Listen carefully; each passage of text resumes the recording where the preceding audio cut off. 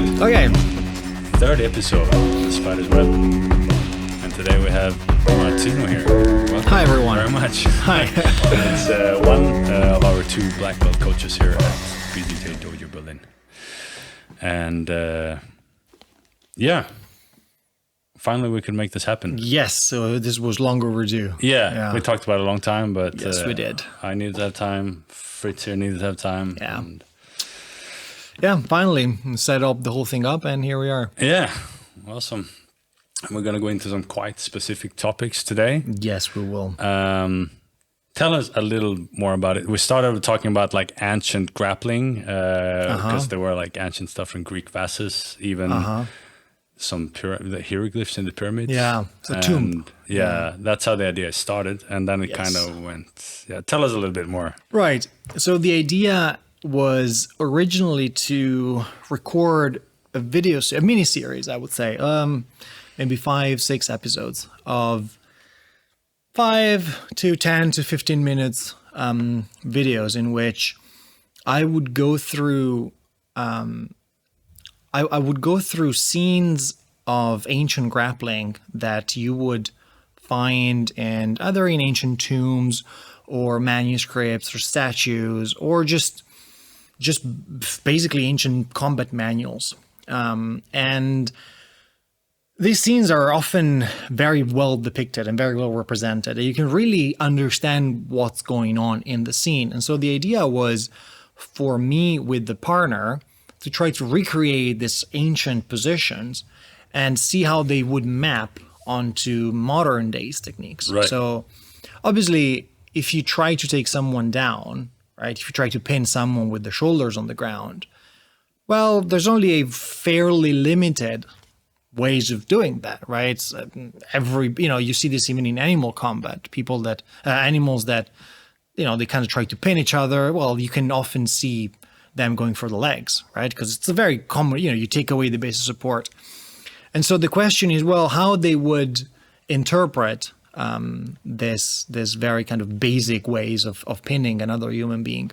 And so we would discuss the differences between the ways in which these positions are depicted in ancient text or just visual arts, and how we would them today and why.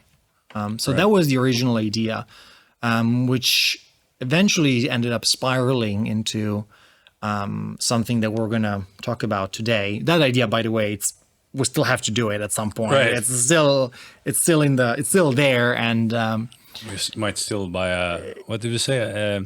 What's the name of the half horse, half human? like a centaur. We need to buy a centaur suit. Centaur to get that properly. yeah. Famously, there is this. Is it Hercules or who is it? I think it's Hercules. Yeah, I think it is like a rear naked choke or maybe a guillotine. Right. I think there's a famous statue in which there's like a guillotine on some mythical creature. But anyway, that is is to come. Eventually, one of the things that sort of spiraled out of this this encounter between sort of ancient literature and ancient religion and combat sports is one of the things that probably we're going to talk about today later on, which is combat sport as a metaphor, ways in which myth, religious texts, or even philosopher really used specifically grappling sports as metaphors to talk about something else. And probably we're going to discuss this quite a bit later on. But this is how this whole idea was born. Cool. Yeah, it's quite usual in general it reflects back fighting and also war and stuff. Like a lot of businessmen today use also the art of war and stuff. Yeah. It kind of reflects a lot back to life. But anyway, we get to that. First, I thought we might just introduce you a little bit further for people that don't know you as well. Yes. Or people that just know you a little bit because they don't come often to brunch club or Those fools. go out and have pizza after a competition or something. So yeah, one of we can start with like one of the main differences from the other coaches at the dojo is that you basically exclusively teach No-Gi Jiu Jitsu. Yes. That's correct, right? That is correct. Yeah. That is correct. I'm curious, when did you decide to put the gi on the shelf? Okay, well, And why? that is a funny story. I've been training combat sport, grappling sports for 20 years now. I started judo when I was about 12. and I'm 32 now. So that's exactly, this year is my 20th year. Still young. Yeah, still young. But yeah, I've been training been in the scene, as they say, for quite a bit. And I've been, for most of my life, exclusively a gi player. For many reasons, because, I don't know, because it's kind of what you would do. There was a little bit of sort of legacy from judo, definitely. And as you know, once you start doing something, then especially something like jiu-jitsu, that your whole kind of friend group revolves around that. Your social life kind of gets organized around that. It becomes your passion. And where I grew up and where I was training, there wasn't that much no-gi culture. Right. It was regarded, I mean, I think my story reflects a little bit the development of the sport, because no-gi was regarded for many years as the kind of slightly less technical and slightly more athletic version of the gi. Mm-hmm. And so the idea is that, smart cookies do the gi. And you think it still is? No, absolutely not. Spoiler alert. Right. Spoiler alert, I changed my mind. I would say, I think it's less technical in the sense that there's less techniques you can do, but the techniques that you do almost have to be more technical. Would you agree with that? No, I would not. No, I would not. Absolutely not. It's just different techniques. I think so. In general. Among other things, because, well, anyway, we're going to get that to in a second. I eventually ended up moving to Berlin for other reasons, and I was still, for all intents and purposes, a gi player. And I ended up... was this when you came to Berlin? 4 years ago now. 4 years ago? 4 years ago or so. It's not that, I had no clue. 4.5, something like that. It's quite that. recent, actually. It's fairly gave recent. Up the gi game. Yeah, fairly recent, yeah. Because about 4 years ago, maybe 4 or something. And eventually I found myself in a place in which there was basically gi and no-gi were coexisting in a very harmonious way. People would play both, although of course there were specialists, but people would play both. And I ended up just starting doing it a little bit until this is a funny story. I had a round with Philip, the famous, which later on we became close friends, and we still are friends. But back then, who didn't know who he was, and I ended up.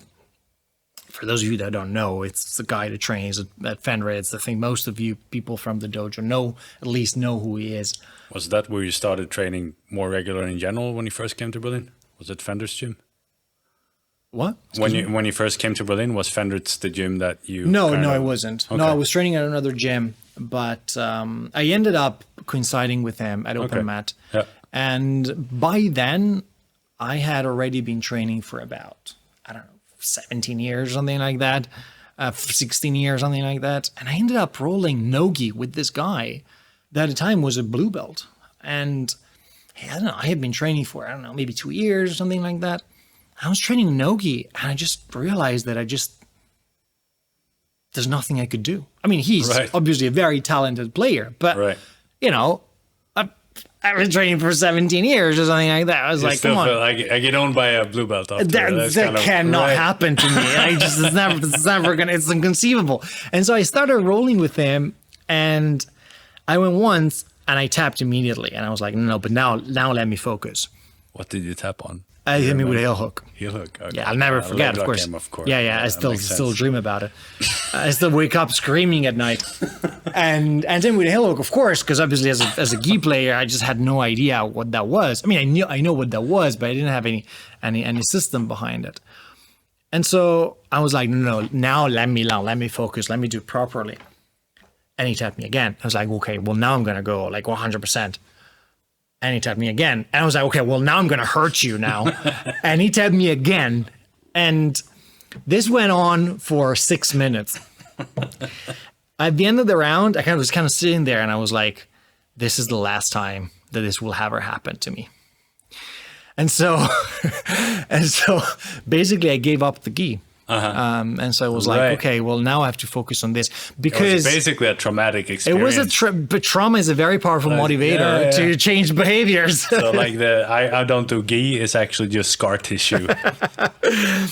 I think besides the funny story, which it is very funny, and I always tell the story, and I always like telling the story. I think what points it is a good story, yeah, because I thought I was like, well, this is never going to happen again. So I started training only No-Gi, and I was like, we'll see each other in 6 months. I'll just see what happens. But I think what this story points to is the fact that I've always regarded the No-Gi as, again, the sort of slightly less technical brother of the Gi.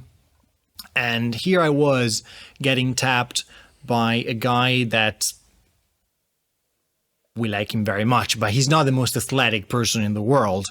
He's not, unbelievably explosive. He's not unbelievably he's not an overpowering player to fight.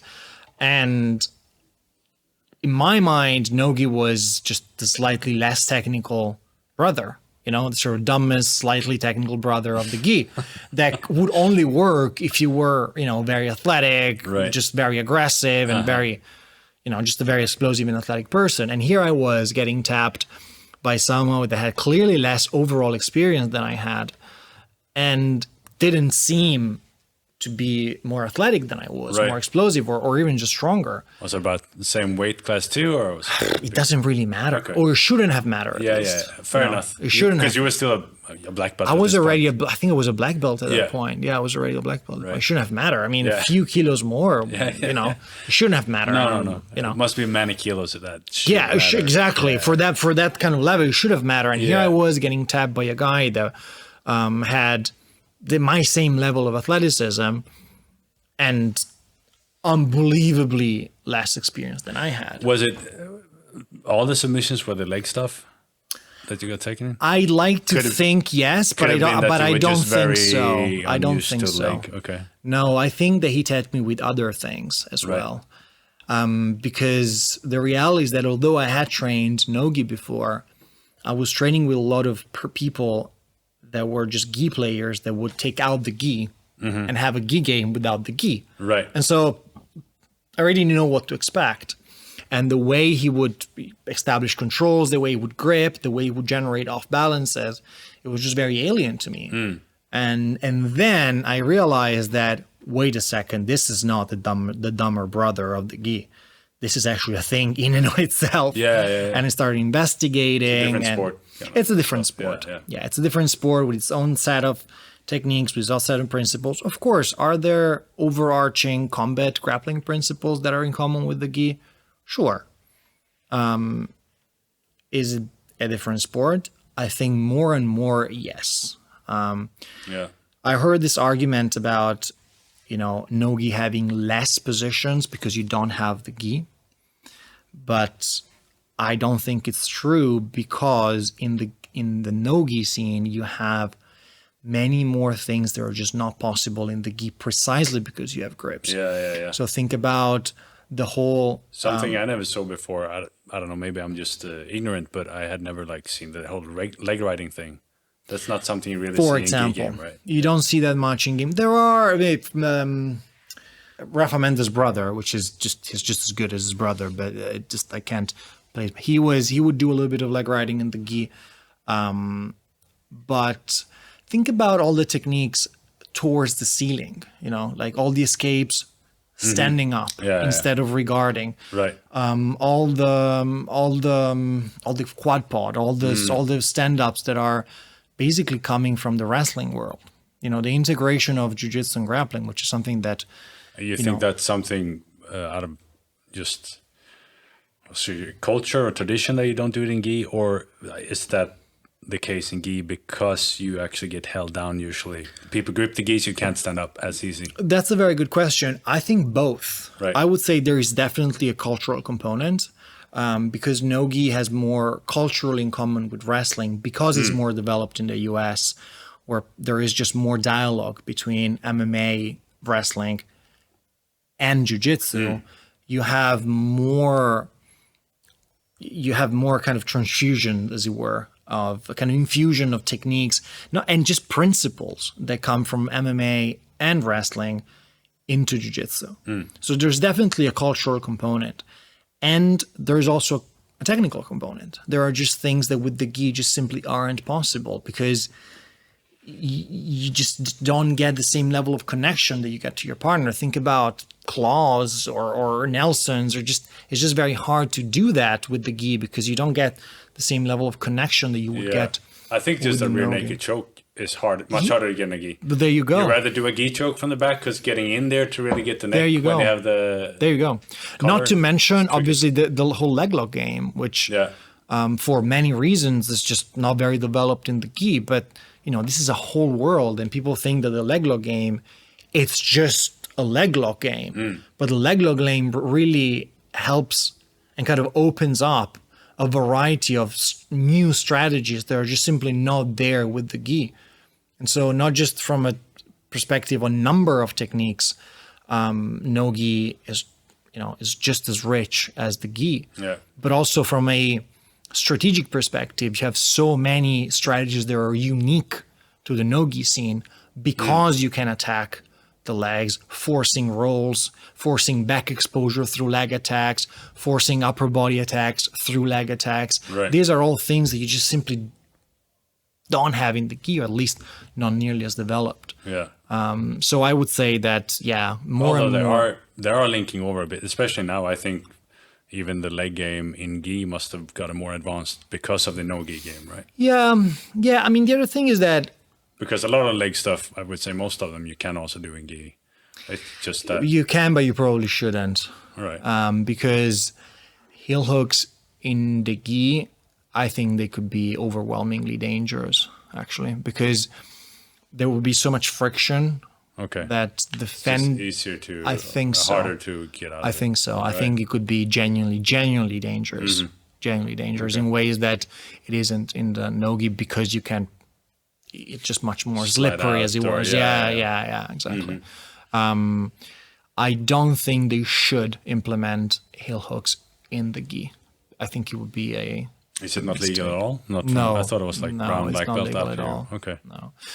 So just straight ankle lock, straight ankle lock, straight knee bars, toe hold. There's some stuff that is legal, but if you notice, there are all positions that in order for you to get out, you don't need. I mean, I guess for a toe hold, you do need to roll, but you don't need the same level of kind of slide out you need with the heel hook. I think it would be very prejudicial for the sport. Think about all the knee rips that you would get your foot stuck in the gi, and it would be very awkward, I think. I mean, not to mention the elephant in the room, which is the fact that no-gi is just at its beginning. It's literally just started. Like we're gonna see really an explosion of integration between gi and no-gi. Between wrestling, MMA. Actually, we're gonna get to that because I really have some questions of that, and also we're gonna talk a bit about the CGI, the Craig Jones invitation. That definitely is very closely related to this topic. Yes, very much so. But first, I wanted to ask you, especially considering that you now just mentioned you got tapped by this blue belt when you were black belt. You're not a huge fan of the belt ranking system. Is this a reason? You felt like this is bullshit. It says nothing, or that is not a reason, really. It's part of the reason. I understand this is a controversial topic, and the listeners will have. I might also say, like, for everyone here, we are not super traditional, but we still have a quite traditional way here in the dojo. So this what we're saying now is not representing the dojo as a whole. Absolutely not. Absolutely. But, if anything, I'm quite an outlier in this opinion. I would say. I think, and again, people will have their own opinion, and it's perfectly fine. I think the problem with the belt is that you are collapsing different measurement onto one scale, and you're collapsing different criteria of measuring how good people are onto one scale. So what that means is that if I ask you, what does a belt measure? Does it measure your ability to win against people with your same stats? Does it measure your ability to teach? Does it measure your ability to do what? What are we actually measuring when we have belts, when we're grading. Because... And that also changes a bit from dojo to dojo. Yeah, of course. But, university grades change from university to university. Yeah. There's always a little bit of, it's not about having an SAT. That's definitely not my point. But the point is that when you are a blue belt, a purple belt, or a black belt, does it mean that you are good at competing? Does it mean that you're good at teaching? Does it mean that you know a lot? Or does it mean that you can implement a lot in your game? What are you saying? Should we get 2 belts, one for competition and one for teaching? Because I have personally met people that were at the highest level of their games that just couldn't know how to teach. Right. And they were multiple-time world champions. And I've been into events in which there was just no teaching structure whatsoever. They've been taught by people that were, at the absolute highest level of the game. Yeah. It's like, well, are they black belts? Well, of course they are. They're expert at what they do. Yeah. Can they teach them? No. Clearly, there are 2 skill sets. It's a very different skill, yeah. So I think that it's just very hard to measure different things using just one category.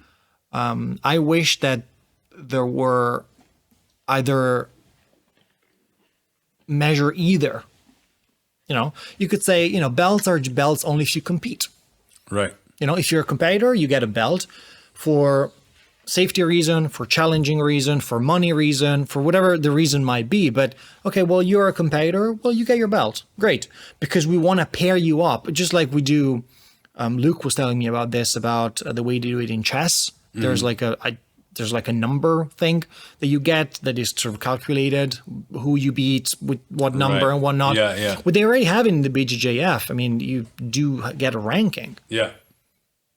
I find that amazing, so that you get, it's like when you get into whatever, like a video game, something, and you get kind of paired with other players that are a comparable skill level to yours. But does that actually, I'm not that into the IBJJF to know, I know they have a ranking system, but does that go above the belt? Say you have very high ranking there, your blue belt, can you still meet a purple belt? Because no, you can't. It's still in your bracket, it's still within your belt bracket. Yeah, it's still within your back belt bracket. You get points based on who you're beating and based on, I don't know exactly how they calculate this, but surely there's a way. I mean, I can agree that maybe that should be taken apart. I think for traditional reason also, I think for some people it's just nice to have the belt as some kind of motivator, because someone that's going professionally and like to compete, and compared to someone who might have a family and be a father and do it as a hobby, for that father the belt might still be good, but obviously you can't expect him to be as good as the one who competes. Of course. I mean, so we haven't even talked about... That's a good idea to maybe split it up, as you say, that the IBJJF is a complete separate, not dependent by the belt ranking system. Right. And then in the dojo or whatever, you still have the belt. I mean, we haven't even talked about issues like, age, weight. Right. Yeah. What about a 55 years old brown belt and a 19 years old blue belt? Yeah. There's no chance in hell that but what are you measuring exactly? Yeah. Are you measuring mat hours?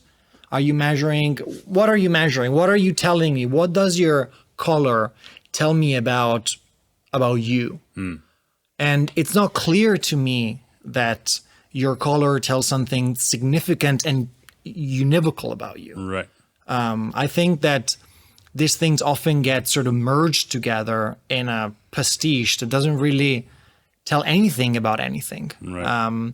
Some people get graduated just for mat time. Some people graduated because of competitions. Yeah. To be it's not a secret. To be a competitor, to be a successful competitor, you don't need a unbelievably complicated game. Right. You just need an effective game. You need an effective game based on few things that work. Yeah. That's it.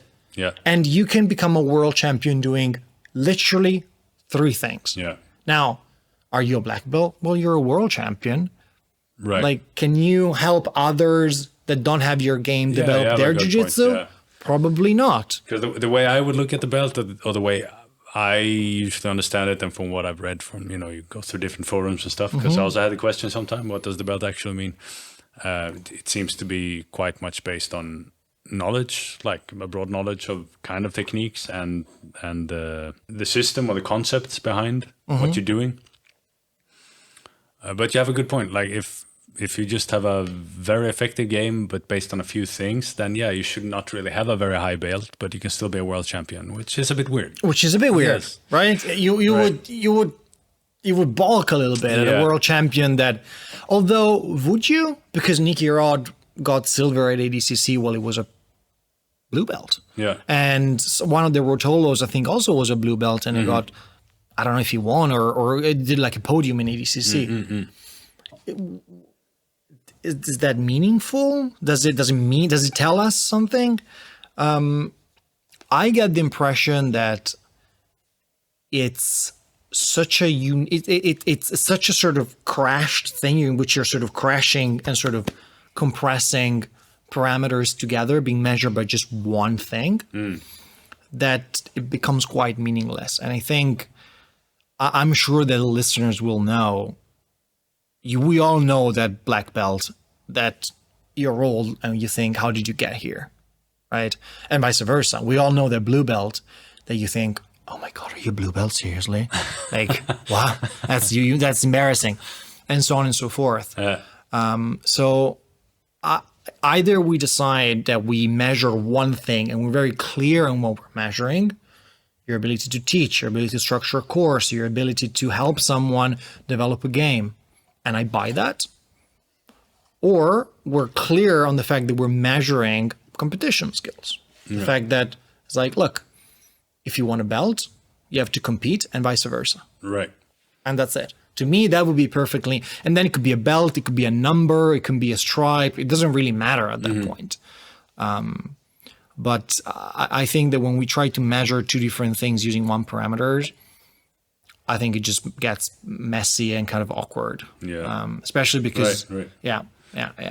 I think what also, maybe that's what you meant with the blue belt. I don't know if you meant that he's not as good as you think he should be to be a blue belt, or the other way around, because you can also have some people you think like you feel better than a blue belt. Right. That's maybe what you meant. Exactly. Yeah. Exactly. Like, seriously, like how can you be a blue belt? Like, it's hard to it's hard to really. I think the best would be, at least in my opinion, for like traditional reasons, also like to keep the knowledge of the sport alive. I think that should have more to do with the belt.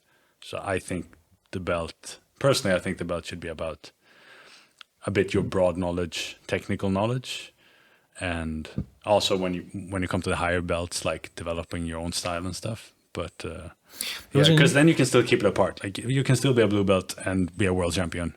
Right. But then that's clear. Like that's okay. But then you have a very narrow game, but it's very effective.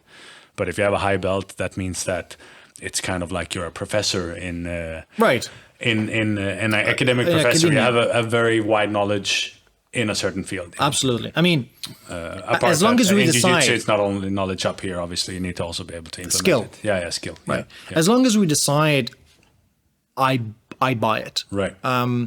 There was Nikki Ryan had an interview a while ago with Lex Friedman, in which he was talking about. Friedman asked me, hey, "What are we measuring when we measure belt?" And he was like, "Well, teaching." He was very clear on the fact that for him, a belt means your ability, as you say, your kind of the breadth of knowledge, not the depth of being able to implement that against the best of the best in the world, right? But rather, if you're good at teaching and helping people that don't have your game develop their own game. Obviously, a coach can't have all the games in the world. You have your own thing because it belongs to your body, belongs to your physiology and your age and whatever the case might be. Can you help others that don't have your body, they don't have your physical attributes, developing their own game? Yeah, that could be a nice way of measuring belts. Could be, but it's also a question: are everyone good at teaching? I like to teach. Like I think I learn much, but that's probably why I talk so much sometimes. I think I like to when I think about something, I kind of learn by talking about what I think about to others. So I think that will work for me. But the question if that works for everyone, there might be some people out there who are very technical and they have a very wide base. They're just very bad at communicating that information to others. Yeah, but that's not an excuse then. Sure. No? Then you just don't get a belt. Right. Yeah, if that is right. But if they still can show on the mat that I have all this knowledge. But yeah, then it's a different criteria. Then it's a different way to say, right. Yeah. It's like you just want a clear, defined like. You have to tell me what are we measuring, right? Because if we're not clear on what are we measuring, the measurement is meaningless. Yeah.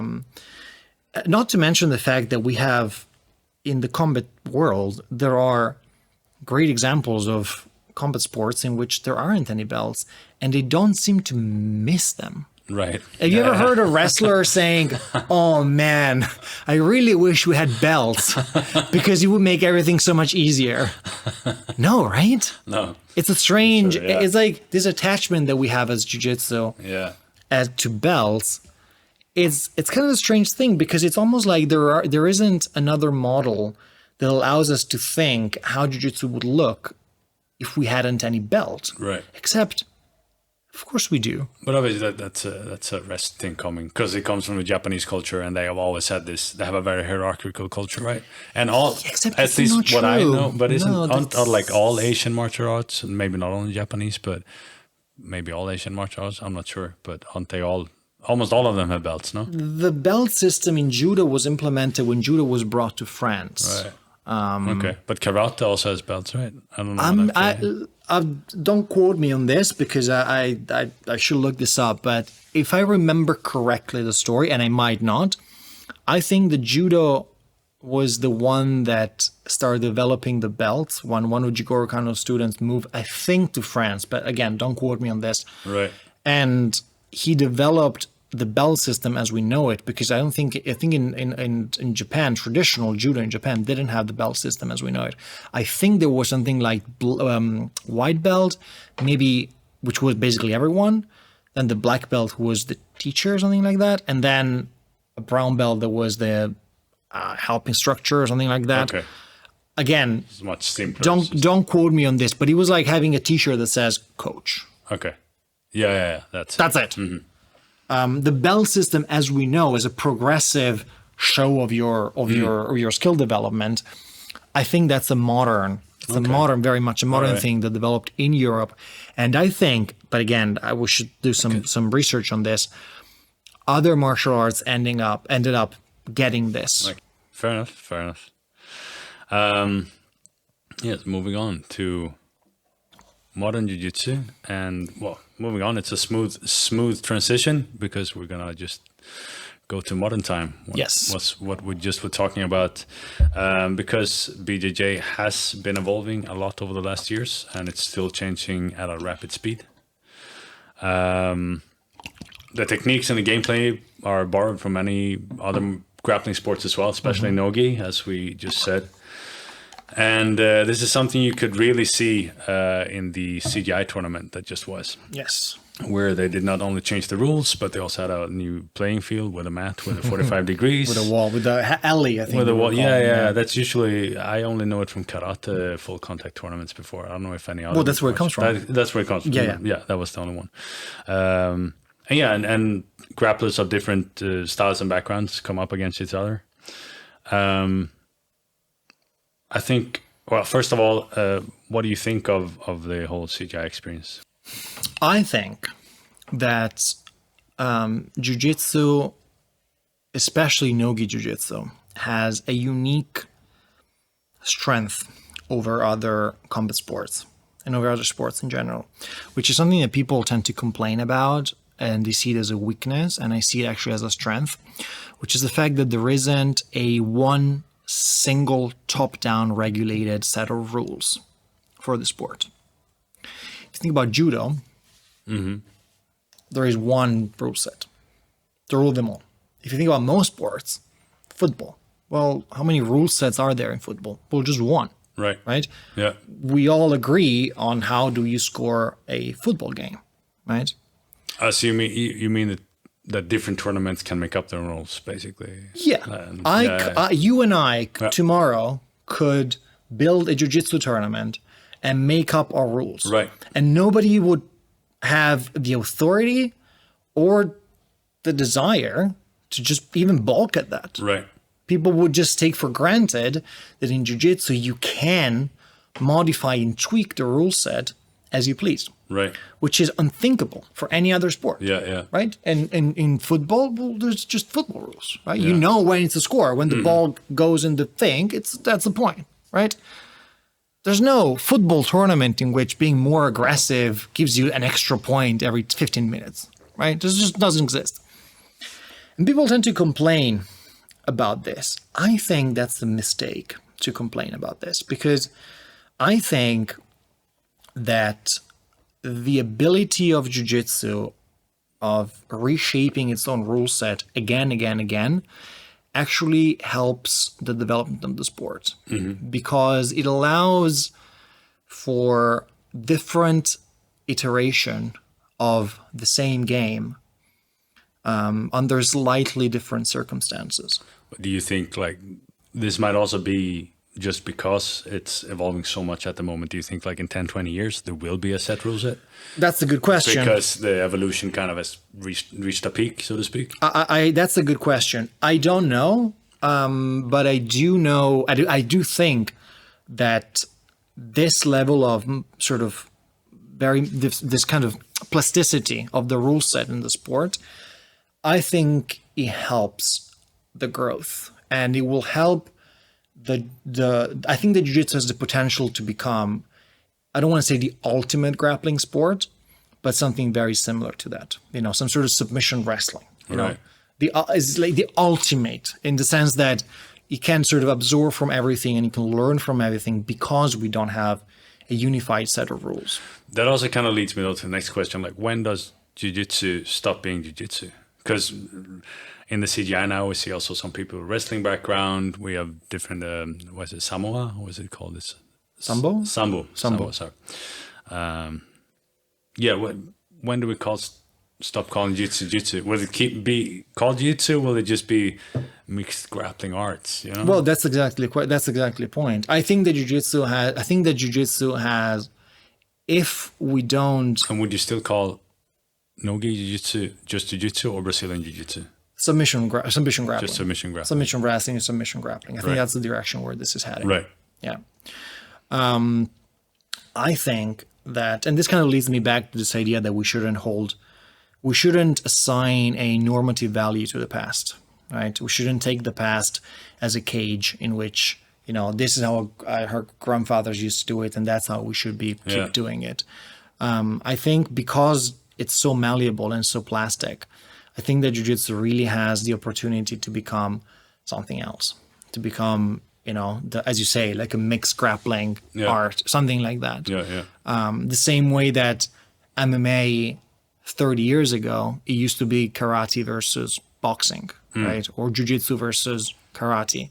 And today, now it's more of it's MMA. If you go to an MMA gym, you don't do, a little bit of of course you do a little bit of Muay Thai and a little bit of grappling, but modern MMA fighters are brought up being MMA fighters. They don't train in the gi for 5 years and then they do Muay Thai for 5 years. And then, obviously you're going to have your specialty, but it's not like they train in the gi for 5 years and then they take out the gi and, they're MMA fighters and they take what works from grappling, they take what works from other sports, and they just are MMA fighters. And I think jiu-jitsu has the ability to become something like that 15, 20, 25 years from now. And I think that we're seeing events like the CGI, I think they really go in this direction. This is something that I don't think has been discussed enough. The fact that just randomly build a wall in the middle of the arena is like, what? Yeah, we do it because we can. And we do it because we just want to see what happens. Right. I mean, Craig Jones was very open about it. I was like, well, I just want to see what happens, because people haven't had the time to rig the game yet. And let's just see, how the creativity of people can just, start kicking in, and people find creative new ways to, achieve the goals of, pinning the leads to submission. And I think that's a unique feature of jiu-jitsu that we should always keep in mind. The fact that we're so plastic and malleable. Right. Yeah. And I think CJI goes really a long way in that direction. What do you think? I mean, now you just said that you like the rule sets to be open, so I'm not saying that this should be the locked and final system, but how did you find the rule set of the CGI tournament? That there was no like points for positions in the same way as it usually is, but it was based on who took the most effective initiative. Yeah. It was, yeah. I mean, I think the eternal debate is about, should you be scoring more positional dominance or more submission threat? Right. Okay. And it's pretty clear that this event was scoring more submission threat than positional dominance, right? Yes. I personally, I think that positional dominance should count more than submission threat. Because a submission threat is only a threat, and unless you submit, it doesn't mean very much. That's actually very true. Yeah, I think that obviously, if you see this in the context of MMA, it's a submission threat that didn't happen. Nothing happened. I got out of the submission without damage. Yeah. Positional dominance, positional control. If you get out of being pinned for 2 minutes, it's not like nothing happened. You were on bottom for 2 minutes, and you were in an inferior position for 2 minutes. Yeah, which both psychologically and physically is probably... It's exhausting. Yeah. And if we start thinking about an eventual integration of grappling with MMA, well, positional dominance also means the ability to ground and pound, to strike, right? To sort of go into ground and pound territory. While a submission... Which is where the original point scoring, like the scoring system for taking dominant position comes from. Exactly, which is this coming from. Yeah. And the problem with submission threat is that, well, yeah, except you didn't break my arm. Yeah. I just got out. Yeah. So I personally... You failed. Yeah, exactly. You just failed. Why do you get a point for failing? Exactly. You just failed. You just failed. If anything, I should get a point for getting out. On the other hand, if I did pin you for 2 minutes, well, I kind of pinned you for 2 minutes. Except it doesn't look very good with the audience. That's true. Yeah. Because it doesn't. Was a more interesting. It did give a more interesting game to look at. Absolutely. It doesn't generate. Were very interesting and dynamic. Yeah. Absolutely. I think it's very important when we talk about the sport in general. I mean, I make this point with my students all the time. You want to have two brains, right? You want to have one set of coordinates, one set of eyes, as it were, as audience. You want to have one set of eyes as a practitioner. These are two different ways of looking at this, at the same thing, right? I make always this example with Instagram Jiu Jitsu, right? Right. Cool, crazy positions that will never work, right? Or highlights. That's a perfect example. But it works for views. It works for views. It's amazing. Think about a highlight. A highlight that you see on Instagram is by definition something that almost never works. Yeah. Because if it were something that works boringly all the time, well, it wouldn't become a highlight, would it? Yeah. You need something that works once in a million trying. Mm-hmm.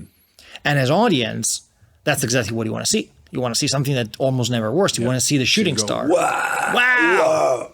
You want to see the shooting star. Yeah. Of course, you want to see the astronomical event as audience. Yeah. But when you look at the sport as a grappler yourself, as a practitioner, that's a very different set of eyes. Yeah. You want to look for the boring thing that nobody cares about because they work every single time. Right.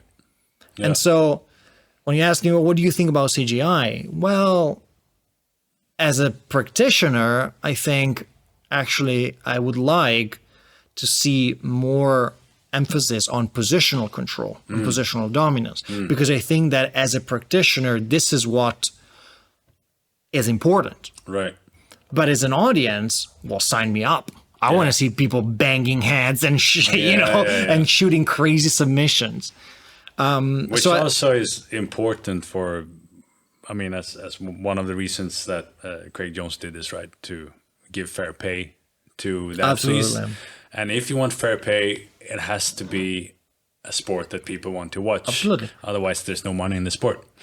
So I mean, as often I give this kind of pointlessly elaborate answers, but it is a little bit like that. You have to have two set of eyes. When I sit with my friends and watch an event, I want to watch an event like CJI. Yeah. Or who's number one. For me, the one that I like the most, to be honest, is who's number one. The kind of rule set. I think when I sit down with a bunch of popcorns, that's what I want to watch. I want to watch CJI. Yeah. If I think about as a practitioner, that's where I would want to watch something that is more positionally oriented. That sort of the scores and values control over crazy attempts. And I think that if I had to show, is the famous question, right? If you have to show someone that doesn't know what jiu-jitsu is, what would you show? Would you show a BJJF match in which I take you down, I piss your guard, I mount, and we just hug for 3 minutes? That's what the other guy is gonna see. Like, right? You're just hugging each other. Yeah, for 3 exactly. minutes. I pass your guard, I mount you, and I submit you. Do you want to show that? Yeah. Or would you want to show two guys jumping fly triangles? What would you want to show? Well, it depends what goals you want to achieve. If you want this guy to sign up, well, maybe you want to show the two guys jumping triangles. But if you wanted to understand what jiu-jitsu looks like, it's kind of two guys using the ground as a way to control and pin your partner. You know, it's kind of like being a musician and preferring to go to a complex jazz concert. But the normal consumer just want like a fucking banger DJ track that's actually really dumb, like technically and stuff. But it's exactly it makes like people that. dance. It's exactly like that. It's exactly. You can be both of these characters at the same, maybe not at the same time, but in you, there's this contradiction. It doesn't have to be solved. You know, we don't have to sit here and kind of legislate so which one. Space for both events. There's a space for both events. Maybe that's also another argument for keeping the rule set open, so we actually can make the point. Right. That's exactly the point, because there's space for both. Yeah. To me, the ultimate example of this is a no time limit match. That is the ultimate example. Right. A no time limit like is the first MMA stuff was. It's different because you have strikes. I'm thinking about like Gordon Ryan versus Felipe Pena, for example. That is just unwatchable for people that just aren't, freaks and nerds. Of course. Because it's boring. Yeah. I don't want to watch two guys fighting for 45 minutes. Yeah. It's boring as fuck. That's not what I want to do as an audience. But when I put on my practitioner glasses and my coaching glasses, that's what I want to see. I want to see guys using, letting your opponent carry your weight for a bunch of minutes at the same time, at a time. I want to see people backtracking. I want to see people leg riding. I want to see people threatening positional advance to get submissions and vice versa. Right. But it's boring for the spectator. But that doesn't bring any money. You had also in the beginning of MMA or something when you had one of the Gracies against some big guy for 4 to 5 minutes. Yeah, close guard. And he was holding trying to get a loop choke for 20, 40 minutes or something. He was just sitting there. Yeah, exactly. But do something. Exactly. But I think that's why it's important to keep also different rule sets, because there is a contradiction between you as a practitioner or you as an audience. And whenever you switch classes, you want to see different events. And there will always be a space for, nerds that want to see no time limit events. Although it's undeniable that if you want to bring more just fame and money into the sport, you need CJI events. Definitely. Speaking of the fame and money, if it keeps going down this path and there's more money in the game, more people decide to do this professionally, do you think that the way people train will change and become easier or less? Less serious? Like I saw you and Alex spar the other day. You had a very fun sparring session. You looked like you were dancing. You were both very light. You were just playing around a bit. And well, I guess what I'm saying is jiu-jitsu is, even though it's not a striking sport, it's still quite tough on the body if you go hard all the time. And just 10, 20 years ago, MMA fighters were going full out sparring, kickboxing or Muay Thai techniques, and people were known for getting brain damage quite easy. They couldn't keep that up very long. So today it looks very different how MMA people spar. They go much lighter, much more playful, and really only go full out before competitions or during competitions. Yeah. Do you think this will change in grappling as well? So I have a fairly controversial opinion about this. I think that because jiu-jitsu, especially gi jiu-jitsu, has basically developed as a sport without any money, right? There's a very, very famous anecdote from a world champion from back in the days that broke his arm. Was the final of the absolute division between Jacare and Roger Gracie, in which Jacare was winning on points against Roger Gracie. It's a super famous match. And he was caught into an armbar from close guard. I mean, like Roger Gracie's close guard is one of the, pinnacle of the sport. And he let deliberately his arm break in order to win, because like whatever, he was like 1 minute on the clock or something. Right. And he just let his arm break, and he didn't tap. And he spent the last minute kind of just waiting for the match to be over. And I think he even put like the hand in his belt or something like that. It's on YouTube. You can go and watch it. It's a super famous match from many years ago. It's a good question though. Like, you tap because you don't want to break the arm. So if the arm actually breaks, shouldn't that automatically almost count as a tap? Like a technical KO? No, because like, no. I decide what I want to do. Yeah, fair enough. And because what gets scored in what gets you the win in jiu-jitsu is not the break, is the surrendering, is the conceding. Mm-hmm. It's not the break per se. You can let everything break and not concede, and you can still win. At what cost? Only you can decide. And he decided to let that go. Right. Okay, to win against the legend. Now, obviously, there's this famous story of him having just won the most prestigious medal in the sport, right? Absolute division, black belt adult. Yeah. And he had to pick between the money for the arm for the hospital, because Brazilian in the US, right? Yeah. He had to pick between going to the hospital and having the arm kind of whatever put back together and the plane ticket to come back, because he couldn't afford both. And so he picked the train ticket. Right. This is a thing. It could be a legend. I don't know if it's true. It could be a urban legend, but it could be. The point is that it could be true. It could be easily be true. Train ticket for going back where? Or for going back? Brazil. Okay. He was a Brazilian fighter in the US fighting. Right. Just that he was so poor, he didn't have the money to do both. He didn't have the money to do both. Yeah. And he was just a world champion. He just won just won the single most prestigious medal in the sport against the absolute legend of the sport. And he had to pick between buying his ticket back to Brazil or going to the hospital. Obviously, he didn't have any health insurance in the US, and there's no, so we know there's no, of course. It's not Sweden or Germany. Exactly, not Sweden or Germany. Yeah. And now, is the story true? I don't know. But the point is, it could be true. Right. Because you win a medal, you don't win anything. Okay? Which was one of the points that Craig Jones was making about ADCC, that Craig Jones, keep doing what you're doing. it's like ADCC finals, the most prestigious no-gi tournament in the world is what $10,000 something like that could be. That's why you got $10,001. $1 just to participate. It's ridiculous, right? It's ridiculous. And so the point is that because the sport evolved with so little funding, with so little incentive, I think that the history of the sport of jiu-jitsu is the history of slightly unathletic and untalented people. I think we're going to see an exodus of talent from other sports into grappling if this starts paying more. Right. I think that's what we're going to see. Yeah. Think about someone like the Ruotolo brothers. Very talented players, very athletic people. Would have they picked gi jiu-jitsu 25 years ago, knowing that there was no money, with their raw talent? Probably not. They would have picked something else. Why would you?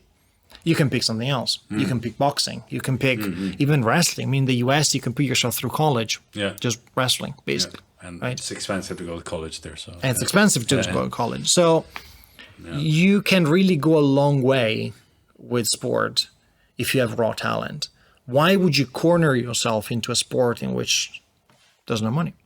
And again, very controversial opinion, but there are big names in the sport that are notoriously undisciplined, notoriously untalented, notoriously unathletic, that reach the absolute pinnacle of the sport. Okay. Now, would have ever happened in wrestling? Probably not. Because there are more money, because there are more opportunities, raw physical athletic talent is drawn to that. Yeah. And they're also freaking beasts in that sport. Of course. But I mean, yeah. You know, like fast forward 10 years in which you can really make a serious living by being a jiu-jitsu competitor. Yeah. No-Gi Jiu Jitsu competitor. Well, people that are raw physical talent, they're going to go jiu-jitsu. Yeah.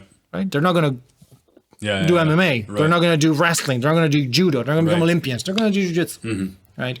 And so I think that the more money gets poured into sport, the more the sport will become a hub for raw physical talent. Like everything else in the world. If you put money into something, talent as more cookies are going to go. Right? Yeah. Nobody would go and People study need to make a living. That's of course. Nobody would go and study AI if you're a smart cookie. What do? Do you go and study probably AI, right? Yeah. Something like that, like in a place where you really have an opportunity to grow. Yeah. And if it suits your personality, then yeah, for sure. Yeah. Of course, but you see what I mean? Like you're going to do something that it's really, or you're more likely to be drawn to something that. If you have 5-6 different options that you're drawn to all, you're going to pick the one that's most lucrative. Of course, the one that just has the best outcome financially and just from a career perspective, just from a recognition perspective. Nobody wants to be a champion of a sport that nobody knows. Right? And I think the more events like the CGI will happen, the more talented people that want to make a career of this will be drawn. And so we're going to see really like a concentration of talent in the next few years. Now, will this change, to go back to your question, will this change the way people train? Well, absolutely, because the sport will become more and more professionalized. There are, it's still so primitive. I'm as a coach, I am very primitive myself from that point of view. I know nothing about physical training, as it were. I know nothing about whatever sort of scientific recovery or, I don't know anything about the science behind training. What I know is, jiu-jitsu. Yeah, I visited a gym in Sweden a few weeks back, and I talked a bit to the coach there, and he also said we need to start doing like football teams. They have this thick manual with their training schedule, how they're gonna build up, for the next world championship or whatever, every player. Absolutely. And if this sport is gonna become serious, and as it becomes more serious, the same will probably happen with jiu-jitsu athlete or grappling athlete. Absolutely. I mean, that you get a very specific game plan, how to train, how to eat, how to all of it. Of course. I mean, I know if I had to coach an athlete, right? I know nothing about diet. I know nothing about, how to periodize a training. Yeah. I don't really understand the science behind it. And that doesn't happen for very many grappling, right? Because MMA, I know, have a lot of MMA. You know why? Because there's money there. Because there's money there. I mean, they look up, even if they don't go to another MMA guy, they look up, personal trainer, just professional trainers, coaches. Of course. You're everything from your psychologist to your nutritionist to your physiotherapist. There are famously, obviously this is a very extreme examples, but I don't know if you've ever seen those images of the Mia brothers or the Leandro Lo, back when he was alive, was lifting blocks of cement. Right. I haven't seen that. Yeah, this is actual, because obviously, in the very poor areas of Brazil, they didn't have access to gyms or to just physical training, so they would just lift blocks of cement, which, kudos for the willpower, but it's very hard to compete against someone that has a strength program, with a strength coach, and it's going to be fairly hard to compete against. It's a bit is it Rocky 3 when he goes up against I Dog? I don't know. There's Russian, high tech, and then Rocky just goes into the fucking snowy mountains and lifts wood and chops wood and lifts trees. That's the movie. Most people, not only, but will someone be able to get away with it by lifting blocks of cement? Sure. Yeah. But the majority of people, if you have high tech versus low tech, fairly often, I would say on average, high tech will win. Because you just have more resources poured into training. And obviously, this athlete becomes a sort of the focus of the attention of 3, 4, 5 specialists that sort of concentrate their specialty and their skills into making you the best that you can possibly be for that particular day, by the way, which is something for jiu-jitsu athlete. Oh, let's just spar every day as hard as we can, which is the way that I definitely was brought up. And of course, that doesn't go very far. And, you know, the more money gets poured into that, the more people will realize the importance of diet. And I mean, God forbid, even Danaher went to an interview and said something like, diet doesn't matter for athletes. Really? He did. Oh, really? He did. Wow. Yeah. That's interesting. I'm like, it's weird that I have to contradict Danaher because, well, who am I? And, you know, the guy is a legend, is kind of a living legend, but that is clearly dumb. Like, that's not a matter of him being Danaher. It's like, there's a whole world of athletes that follow diets and for a reason. And then you go there and say, oh, you know, I've seen people eating a bunch of crap and then performing at the highest level. Yes, sure. Imagine how better they could have performed had they had a dietitian.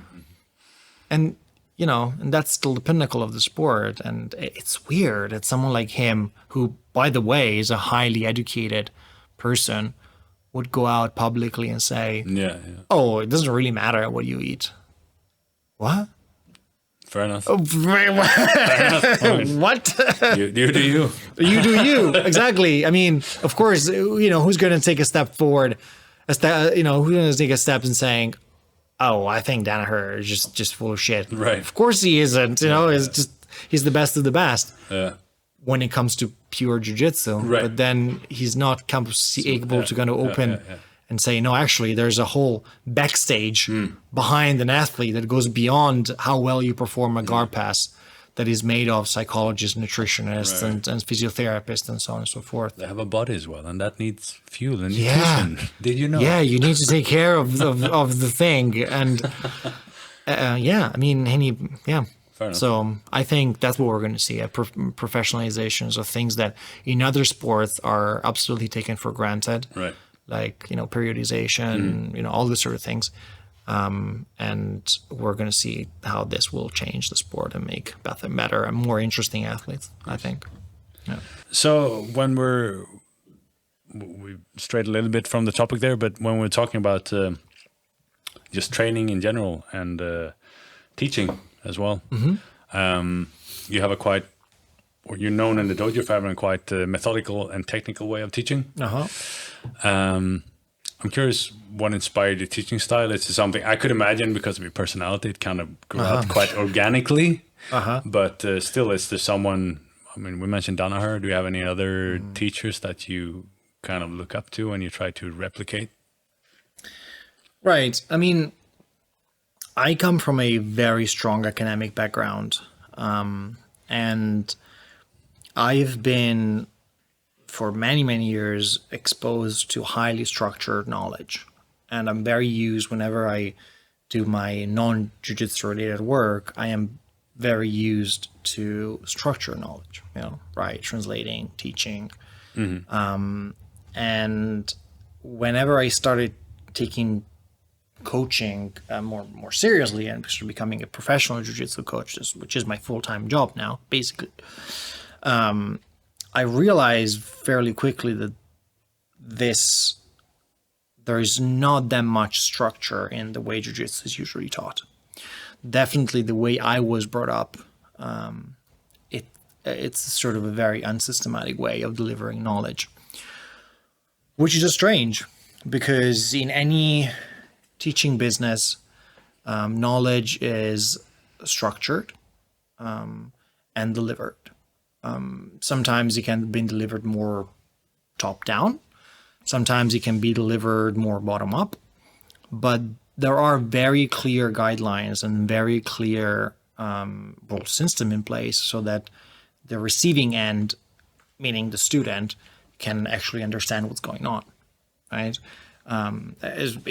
Whenever we teach, there's always this issue of putting yourself in the shoes of someone that doesn't already know. Right? It's very easy to teach to someone that already knows. It's very hard to teach to someone that has no idea what you're talking about. That's why teaching beginners is much harder than teaching advanced, because you have to even think about the word you're using, right? So today there's a huge right. If you don't have the terminology, it's very hard. Where we're not going to communicate if you don't know what words mean. Yeah. Right. And obviously this is a problem that has to be solved bit by bit. And so I try to establish everything starts with the vocabulary, right? There's this famous quote of this German philosopher that said that, the limit, something of the order, like the limit of your thought or the limit of your language, something like that. Must be the other way around, I think. The limits of a language must be the limits of your thoughts. Well, that was exactly his point. Yeah. The point is that you cannot think. That's why animals can't think. Some people say, do animals think? I think they can dream, they can visualize and stuff maybe, but they can't think. Well, his point was talking to yourself in your head. His point was a very linguistic one. He was like, well, it's very hard to think about stuff if you don't have a shared language for it, right? So if I have to think about the controls from the back, the more my language is sharp and the more my language is attuned to the thing that I want to talk about, the more I will be able to think clearly about what I want to teach. If I don't have the words to describe different positions, it's going to be hard to distinguish different positions in the first place, let alone teaching them, right? Yeah. Because if I think about it, the back with two hooks in, if I don't have a distinction between bottom side body triangle and top side body triangle, they will probably look the same to me, right? Yeah, or you have to be very, very attentive. You could just show it, but you have to be very attentive what's going on. And you probably need to see it a lot of times before you actually grip the differences. And even then, only talented people will get it. Yeah. What a shared, precise, and sharp language to describe the world does is that it allows people with less talent to access knowledge. Because obviously when you teach, you're never worried about people that are talented. Because people that are talented will get it anyway. Yeah. People that are talented will feel it, right? There's like a body thing that people with talent have, some sort of proprioception. Well, how many of those are there? Which is, for example, what Danaher usually says that, what's his name? Gordon Ryan? Yeah, Gordon Ryan has I've seen some interviews and he usually says Gordon Ryan just have a ridiculous fast way of picking things up. Right, exactly. Because he's super talented in the way he... Of course, but he's also highly systematic. Yeah. And, the problem is that how do you... I mean, they have both, right? They have both, of course, at that level. Danaher of course, is super, at that level. But how do you teach what makes the someone that doesn't have that sort of internal proprioception? How do you communicate that? Well, you can't, right? Either you have it or you don't. Sure, you can train, you can develop, but probably only so far. And talent, is not equally distributed. The problem is that when you base your teaching on the fact that other people will feel things, it's a big assumption. It's a big assumption that people will feel what you feel. And someone told me once, the assumption is the mother of all fuck ups. Right. That's a very good reminder. Right. I mean, having a shared language, everything starts with language. Having a shared vocabulary and a shared language allows you to think systematically about things and therefore to communicate it to people that don't feel the way you do. And that's why everything for me starts there. And then it trickles down into building decision-making trees. Because you think about what jiu-jitsu is, in jiu-jitsu, we are constantly we're constantly progressing through an algorithm, right? Yes or no. If so, then so, right? You can almost code jiu-jitsu in those sense. Luke was telling me the other day that the right expression shouldn't be decision-making tree, because from a tree you can't really come back. He used another decision-making. He used another idea, which is obviously he's much more knowledgeable than I am when it comes to sort of algorithm and whatnot. Trees. Yeah, not trees quite, but like algorithm and stuff. He used another expression, which it kind of gives you this idea you can come back, which doesn't really work from a tree. But that's kind of the idea, okay, for what we usually call decision-making trees. We're always doing that. If your partner does this, then you do that. Right. Now, if so, then so. Like this structure, it really animates jiu-jitsu from within, and we're constantly behaving to follow this if so then so, right? And getting good means being able to dominate this technical real estate. It means that you're getting better at having many different ifs. If your partner does that, I can do that, and that. If your partner does that, I can do that, and that. And the better you are, the more ifs you have, and the more thens you have. Yeah. And also maybe further steps ahead. Of course. You just kind of build. That's why you have this likeness with checkmat. Like it's like chess, because that's the chess game, right? Exactly. And you can sort of think about jiu-jitsu that way, and then this is how I try to teach my jiu-jitsu. Building ifs then if X then Y. And in the beginner, what differentiates, what people often ask me, well, what's the difference between the evening classes, the so-called the beginner classes, and the brunch club, which is let's call it the all levels, which is a slightly more advanced class? Well, what's the main difference? Do you teach different positions? And the answer is, well, no, I don't. What I teach differently is different level of complexity. So I teach different level of ifs and thens, right? I say, well, in the brunch club, we assume that your partner can give you a lot of ifs, because your partner in turn knows a lot of answers to our problems, right? And so it can give you a lot of ifs. And so I have to give you a lot of thens. Yeah. And in the beginners classes, we don't assume that many ifs. We say, well, if your partner does that, you do that. If your partner does that other thing, then you do this other thing. And we leave it at that. In the brunch club, we multiply both sides. We multiply the ifs, but we multiply the thens. Right. So that's the difference between the two of them, and that's what I think about when I talk about a structured approach to teaching jiu-jitsu. Right. Yeah. Nice. So you call it a structured approach. Systematic approach. Yeah, systematic approach. And I have something, because you can make a board out of it if you want. You can make this. It's not exactly a tree. Luke had a better expression, but you see what I mean when I say a tree. We have to ask Luke. You have to ask Luke, because he knows better. If you watch this on YouTube, I'll write it in the comments. Yeah. He had a better techie. Yeah, had a better techie word for it. Cool. And the opposite to this, you mentioned a bit before, and that's something that's a bit of a hot topic right now. Yes. If you watch YouTube and stuff and into jiu-jitsu stuff, then they talk about the ecological approach. Yes. How does this differ from the systematic approach? And do you find it better, worse? Have you tried it out? That's a very good question. I've been struggling. I mean, spoiler alert, I don't have a definitive answer, because nobody does anybody. What is it, first of all, the ecological approach? Yes. So, well, the word ecological approach, I think it's a marketing strategy, because it just sounds very cool. Ecological jiu-jitsu, it sounds pretty cool. So I would say it's green and good for the earth. Yeah, exactly. Before anything else, is a marketing thing, because obviously ecological sounds like, oh my God, this is super cool.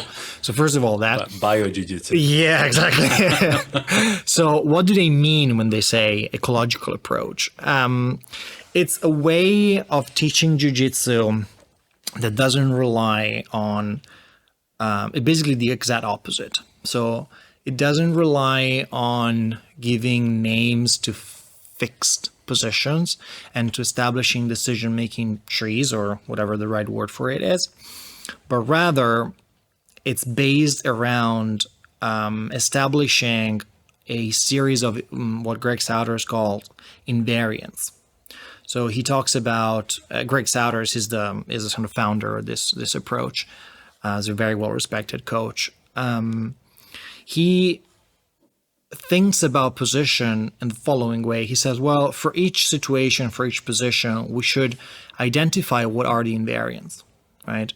And we can think about invariants on that many different levels. We can think, well, what are the invariants of the sport, right? And you can say, well, the invariants of the sport seem to be some sort of level of chest to chest and chest to back, for example, right?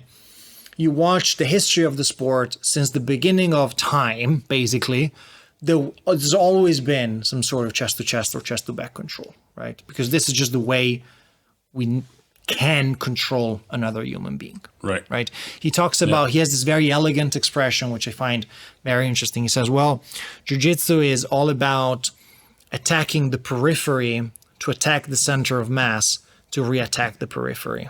I think it's very elegant. So basically what he means is that when you're doing jiu-jitsu, you're targeting the periphery of the body, so hands and legs, and you get rid of that. The external stuff. Yeah. The periphery, so hands and limbs. You get rid of that. So if you're taking a shot on someone in a wrestling exchange, you have to get rid of the elbows. Right. Because you can't shoot if there's hand fighting. You have to get rid of the elbows, inside, down, whatever, to get rid of this somehow. And you go for the center of mass. You make contact to the center of mass. Once you do that, then you go back to the periphery. So an armbar, the neck, a leg lock, right? So you attack the periphery to attack the center of mass. To control the center of mass to re-attack the periphery. Right. I think that's a brilliant way of framing, of explaining what jiu-jitsu is. And he says, well, this seems to be an invariant, right? Chest to chest and chest to back, well, this seems to be invariant. And this is obviously a high level of resolution of thinking about the sport, but you can go on a granular level and say, well, jiu-jitsu is about that, but what about back control? What about something very specific? What about rear naked choke? It's like, well, there are invariants in a rear naked choke, right? What are the invariants? Well, you always need a head around the neck. Do you need some level of separation between the chin and the chest? Maybe you don't. This is called mandible strangle, in which the hand just goes above the chin. So that's not an invariant. No. What it is an invariant is a closed set of wedges around your partner's neck. You need a closed set of wedges. You can't have an open set of wedges. If your partner's neck is somewhere here, well, then you're never going to strangle anyone. You need some sort of closed set of wedges. Right. So it can be the arm and my body. It can be my arm and my other arm. We have to close a circle around your partner's neck somehow. That's an invariant. That's what he talks about. Obviously, this becomes very granular. And he says, well, what we should teach students are these invariants. And then let them evolve their own games, their own position, bottom up from this core invariants. So what I do when I teach the brunch club is top down, saying, this is what most people will do.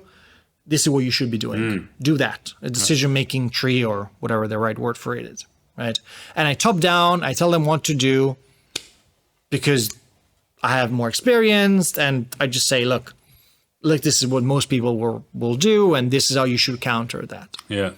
A bottom-up approach, like this ecological approach, which is eventually, I would call it bottom-up rather than top-down, is based on establishing a series of guidelines, which are the invariants, and say, okay, well, based on the fact that you have to close a set of wedges around your partner's neck, well, do that. And you will find the best way to achieve that result. And you will see how the games that we designed, this is a game-based approach. The game that I designed very carefully are games that are designed for you to get rewarded or get discouraged based on successful or unsuccessful behaviors. Right. So if I say, well, whenever I grab, halfway through, and that's one behavior, well, I never seem to finish anyone. If I design a specific game that highlights the fact that that is an unsuccessful behavior, well, that behavior will get punished or will not get rewarded. Yeah. If in the same game you punch your hand all the way through and you close the set of wedges, the game will make so that that behavior will be rewarded. Right. So it's based around teach the invariants, and then the only thing that gets imposed top down are the guidelines of each specific games. Right. It can be specific sparring. It can be whatever. If I do a chest to back game, for example, it could be do whatever you want, just don't lose chest to back. Yeah. That's it. That's a guideline. That is the framework in which you will find the best grips that work for you to keep chest to back. It's very similar to what I discussed with Rodrigo in the last episode a bit, where we touched on his saying the principles versus not technique, but principles versus contents, probably something like that. Yeah, I'm looking for another word right now, but yeah, let's see. Principles versus techniques is not the exact word, but yeah, very very similar. What is it? Oh, I have to drop that. I want to find the word, but I couldn't. But yeah, very same thing. You can teach a principle like this is kind of what you need to go for, and then the rest comes out of that. Absolutely. You teach the invariants, and then you designed the games. But that's the new thing in the teaching method, that you design this game, because I think that thinking has been there before, but the teaching method is that you design a specific game. Very much so. Where they have to figure this out themselves. Very much so. Very much so. Which also must be good for developing techniques that work for you, because every individual is different, right? Their bodies are different, how they think is different. So absolutely. You get almost from the get-go, you get a personal game. Absolutely. Now, do I agree with it? Do I think there's value? Principles versus tactics. Tactics, right. That's the word, yes. Right, so... Now I can sleep tonight. That's like me with Philip, as I'm avenged. Now, is there value in that? Well, how do you measure value? Well, I have quite a few thoughts about this. First of all, to me, there is a very clear reality check, and that is competition. If what you do works, you should be able to produce athletes that win competitions against people that train in different ways. If you cannot do that, it's going to be very hard for you to make your case. Now, do they have that? Well, they have some. There's one guy that was in EDCC. He lost, but he's definitely a high-level competitor. Do they have a stable of competitors that train like that? I don't think so. That's just what I want to get to. I think that's very personal. It depends on your personality type. I think that might work very well for some people, but not for others. Yes. Well, I mean, I have quite a few thoughts on this. Yes, it will work very well for some people, definitely, and not for others. Okay, different methodologies work for different people. I think that what distinguished Danaher from the rest of the world and the Danaher approach is that people that won against Danaher students were forced to use Danaher's methods. Right. Which I think is what differentiates him from everybody else in the world. Which just proves that his method was the superior, or is so far I the think superior. so. I think so. The reason why I don't think Danaher as such has won, although he has, I don't think that his major contribution to the sport lies in the fact that he brought up very successful athletes. I think his contribution to the sport lies in the fact that athletes that won against his own athletes had to use Danaher's techniques just as much. if you want to win against me, Interesting. you have to win by using my weapons, my language, right, my stuff, which means they didn't win a competition. He won jiu-jitsu. Right. Right. He won the historical battle for what works in jiu-jitsu. Now, is this happening? I think that was his master plan. Is that why he doesn't compete? He says it's injury, but maybe that's not it. It's just like... I don't know. I don't know, but it's very clear to me that he saw the higher path, like to really rule everything. Everyone. Yeah, that's this thing. He won the sport. He didn't win a competition. I think that he was able to come up with, I mean, most famously leg locks. I mean, that would be, he was the one that made leg locks the thing, and when Nicky Rod submitted, or almost someone didn't submit it, but broke Gordon Ryan's foot in the last competition they had. Yeah, he broke his foot with leg locks. Right. Which is then 50 leg locks. When you see what I'm saying? Like, you cannot win against Danaher students unless you use their own stuff against them. And of course, sure, there will be better athletes. Yeah. But they have to. You cannot after Danaher. It proves that he was on the leading edge of the sport and he evolved the sport to a new level. Basically. Exactly. You cannot. If you have a jiu-jitsu that belongs to a pre-Danaher era, you have no chance of competing today at the highest level. Yeah. People that are not Danaher students, they use Danaher's techniques and approaches, and they win even against Danaher students. Right. I think this is what sets him apart. Now, is this happening with the ecological approach? Not yet. Will it? I'm not sure. I don't know. I genuinely don't know. I mean, it seems like the ecological approach should somehow be a good way to develop new techniques in a way. But I think that special star seed has to come forth that kind of evolves the sport even further, if that's possible, beyond Danaher. Right. Before anyone can say that, he's not undisputed anymore. I think where the ecological approach really shines is when you're dealing with amateurs, jiu-jitsu players that are interested in having fun, learning something, moving and developing a sort of body awareness and, sort of new relationship with their bodies. So it's a good way to get into the sport. I think so.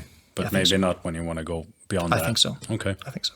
Because I've seen this with my own eyes. If you teach a kind of class that I would teach, for example, to a, let's say, urban sport crowd, someone that comes, it's Saturday morning, and are you going to go to bouldering, to Pilates, or to jiu-jitsu? Because I don't know, I just want to do something because it's raining outside and I just want to do something with my friend instead of going out drinking again, right? Are you going to go to a class where there's a dude that goes on and on and on and on about some obscure Japanese terminology that you're never going to learn because it doesn't really matter? Or you want to go to a place where someone just gives you a couple of guidelines and tells you, okay, well, now we play, always keep 2-on-1 grips, 2 hands on one arm. Keep that. And whenever you lose that, you regrip it. And the other player's goals is to strip the grips. I mean, that makes total sense. That's also how you learn as a kid. Unless you grew up with parents that maybe told you exactly what to do. I think as a kid, that's how you learn. You're attracted to something and then you play with it. But that only takes you so far. When you come to a certain level and you're really passionate about something, you really get into it, but you want to take it to the next level, then you have to start getting more methodical about it. Because it can only take you so far. And then you need to start learning from people that are better than you, and that comes with a different way of learning. I mean, as I say, I've seen this with my own eyes, classes at, a urban sport crowd being presented with this ecological approach. They had the time of their lives. Right. Nice. And I was putting myself in the coach's shoes, and I was thinking, it's a good way to earn money. That's good for anyone want to start a business. Of course. I would have not been able. You don't need to be the best jiu-jitsu player to teach that way either, in a way. In a way, not, and you don't. You have to be very good at designing games that are fun. Yeah. and that are helpful. Yeah. But I was putting myself in the coach's shoes, and I was thinking, well, would I be able to keep this crowd attention for so long and make them sort of sweat and fun? No, I would just sit there and talk for 20 minutes about, some Japanese obscure stuff. Yeah. And it would be another podcast. It could just end of the game, right? Now, the other thing with this ecological approach is that I think that the more, on a more granular level, I think that the more the position is the more there's reduction of movement, the more it makes sense to drill systematically. Yeah. The more the position, the more the position is open and kind of flowy, the more it makes sense to drill ecologically. So what I've been trying to do in my own teaching is to implement this approach. And so, for example, a position like mount, in which your partner is extremely, you have very, very predictable movements, right? Because, well, it's a pin. There's not much you can do from bottom. And so that's why it makes sense to establish a very clear decision-making tree in which you can say, well, if your partner does, if this, then that, if this, then that, because you have a very limit, you have to, while you're sparring, you have to compute a very limited amount of ifs. Yeah. Because your partner is in a pin position. Yeah. Now, if you're wrestling, in which there's a lot of mobility, now, does it make sense to compute every single ifs? Probably not. Probably you should work and you should train in a more ecological way, because you should be more focused on, sort of granular, not granular ifs and thens, but rather saying, keep always a 2-on-1 control, and sort of no matter what he does, you keep this connections to your partner.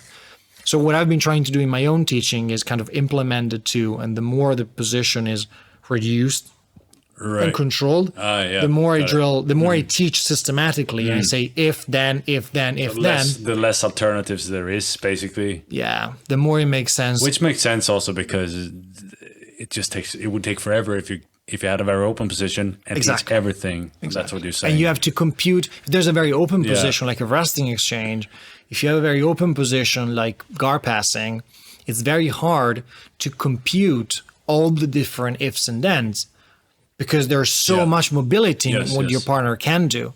If you're in a very static position when the movement is already being reduced to a minimum, then it makes sense to drill very, if then, because there are not that many things that your partner can do. Well, because it's a pin, right? Cool. Should we take a little break? I'm almost dancing on my seat here because that water is going straight through, and I think we need to make some changes on the camera. Yeah, and let's then take a small break. Back with some more philosophical. Yes, on a philosophical note. So we already touched a little bit on your more academic background, and I think giving a little bit of further background on that might explain a bit more why we will do this next topic. Right. What will we talk about next?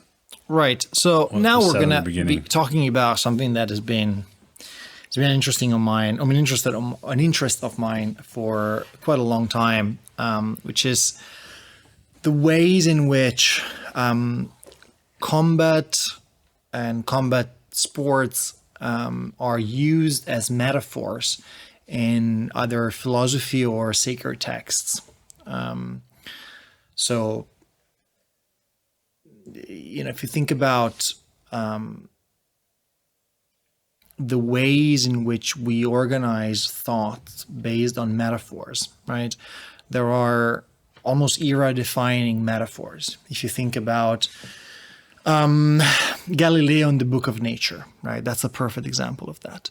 The book, the metaphor of the book, the text is a very powerful era-defining metaphor. When people talk about the Book of Nature or think about DNA as a text, right? When we think about DNA, we're thinking in a textual manner, right? DNA, we perceive it as a text.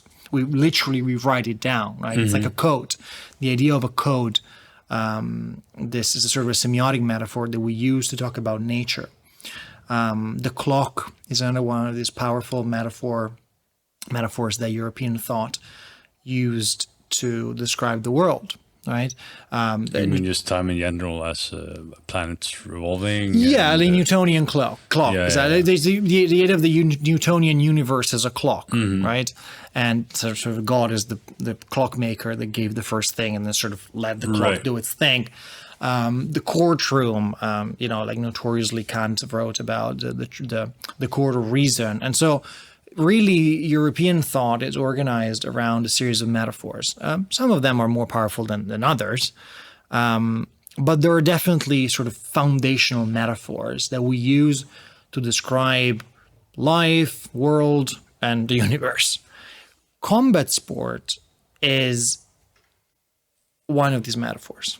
Is a language that we deploy whenever we have to talk about specifically certain particular things that we're going to look in the next.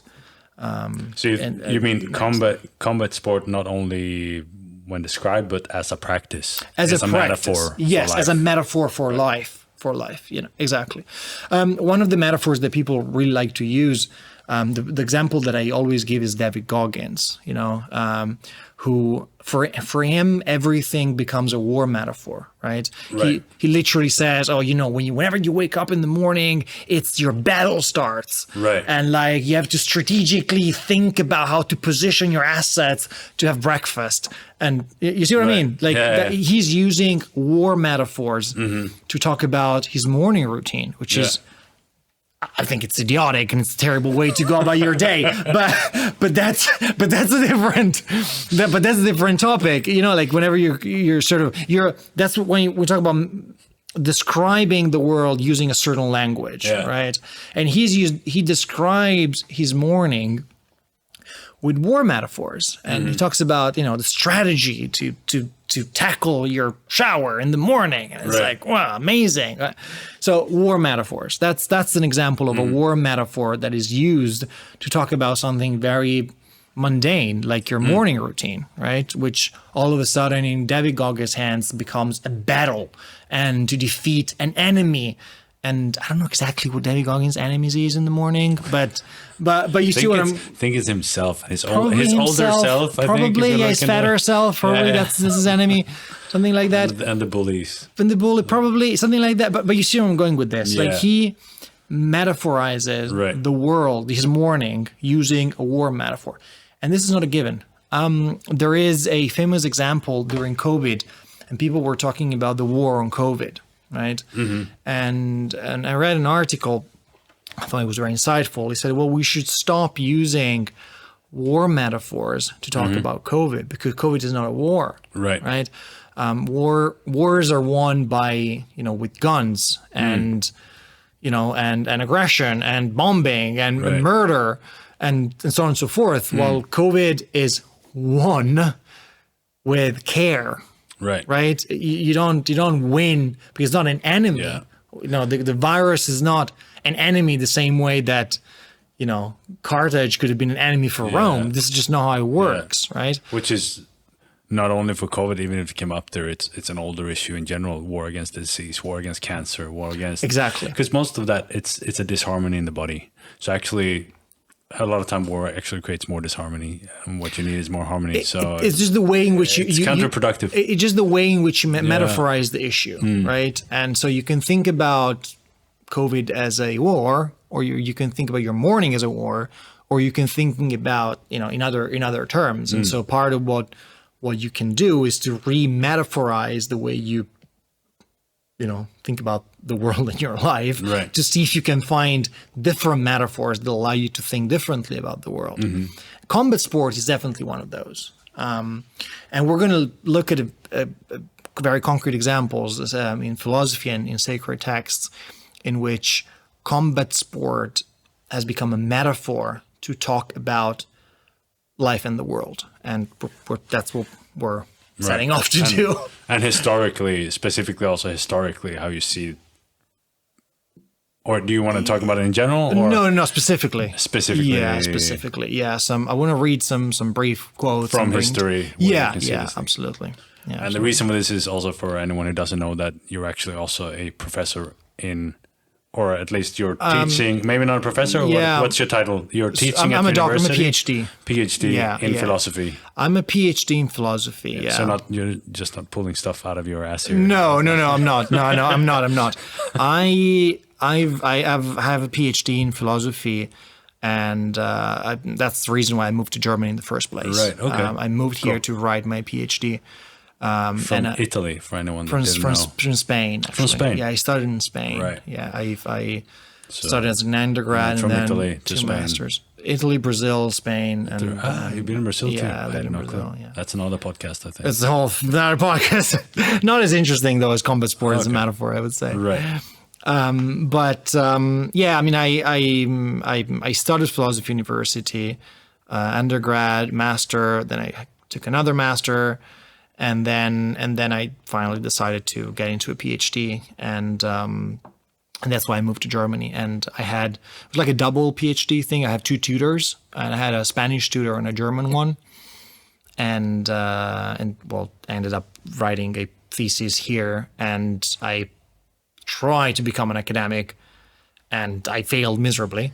But that's how I ended up becoming a professional jiu-jitsu coach. But actually, because you got tapped by a blue belt. Because I was just horribly traumatized, and I was like, okay. I went to present to go to academia, and they were like, you got tapped by a blue belt, get out of here. So yeah, I didn't get into university for many reasons, but yeah, my background is actually in philosophy and theology specifically. Okay, that's my thing. That was the topic of my thesis. Nice. So historically, how does wrestling, grappling, tie into real life? It's a metaphor for real life. So there are. I selected a few instances which I think are particularly interesting. A couple from the Greek world and a couple from the biblical world. As a general rule, starting from the Greek world is a very much agonic world, right? They had this idea of agonism, this idea of sort of a conflict, as in agon. It just is the Greek word for it. It means something like challenge or something like this. The word, antagonistic. That's where it comes from, like putting something. Agony together. as well, but agony is more pain. Everything works from there. It's the same root word, though. I'm not sure. Anyway, be that as it may, they really liked talking about life in terms of agon, in terms of a challenge, in terms of just like a fight, basically. Right. And one of the things, this is not very well known, but I think it's very interesting. One of the metaphors that Plato uses to describe the body-soul relationship is a wrestling-based metaphor. So Plato, listeners might know this, talks a lot about the relationship between the body and the soul, right? And one of the questions that he asks is, well, what is the relationship between the body and the soul? How should we go about and think how the soul relates to the body, right?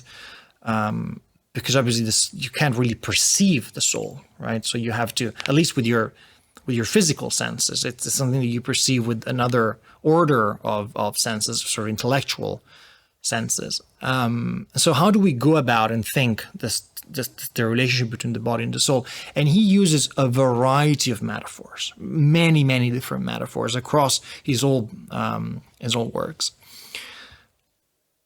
One of the main metaphors that he uses is this idea of imprisonment, the idea of the body as something that imprisons the soul, right? So the body is a prison, which reflects an old Pythagorean trope, which is this idea of the literally body as a prison. The Greeks had a kind of a wordplay, soma sema, which is soma means somatic, is the same word for somatic. It means relative to the body, to the body. Sema means prison. It kind of sounds the same as soma sema. It's sort of a game, right? They would do the idea of the body as a prison. right?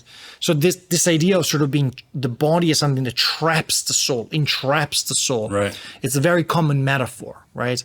And Makes sense. I think a lot of people feel that all the time. they might, yeah. Well, also because that. he, that's kind of where it comes from. Yeah, He was but also, there, but probably he came up with it for some reason too. I mean, he did a lot of inquiry, probably much more than most other people. Yeah, I mean, he was also inheriting a bunch of Pythagorean traditions. I think you feel sometimes that there's so much you want to do in life, and it feels like the ideas are usually bigger than what's possible in life.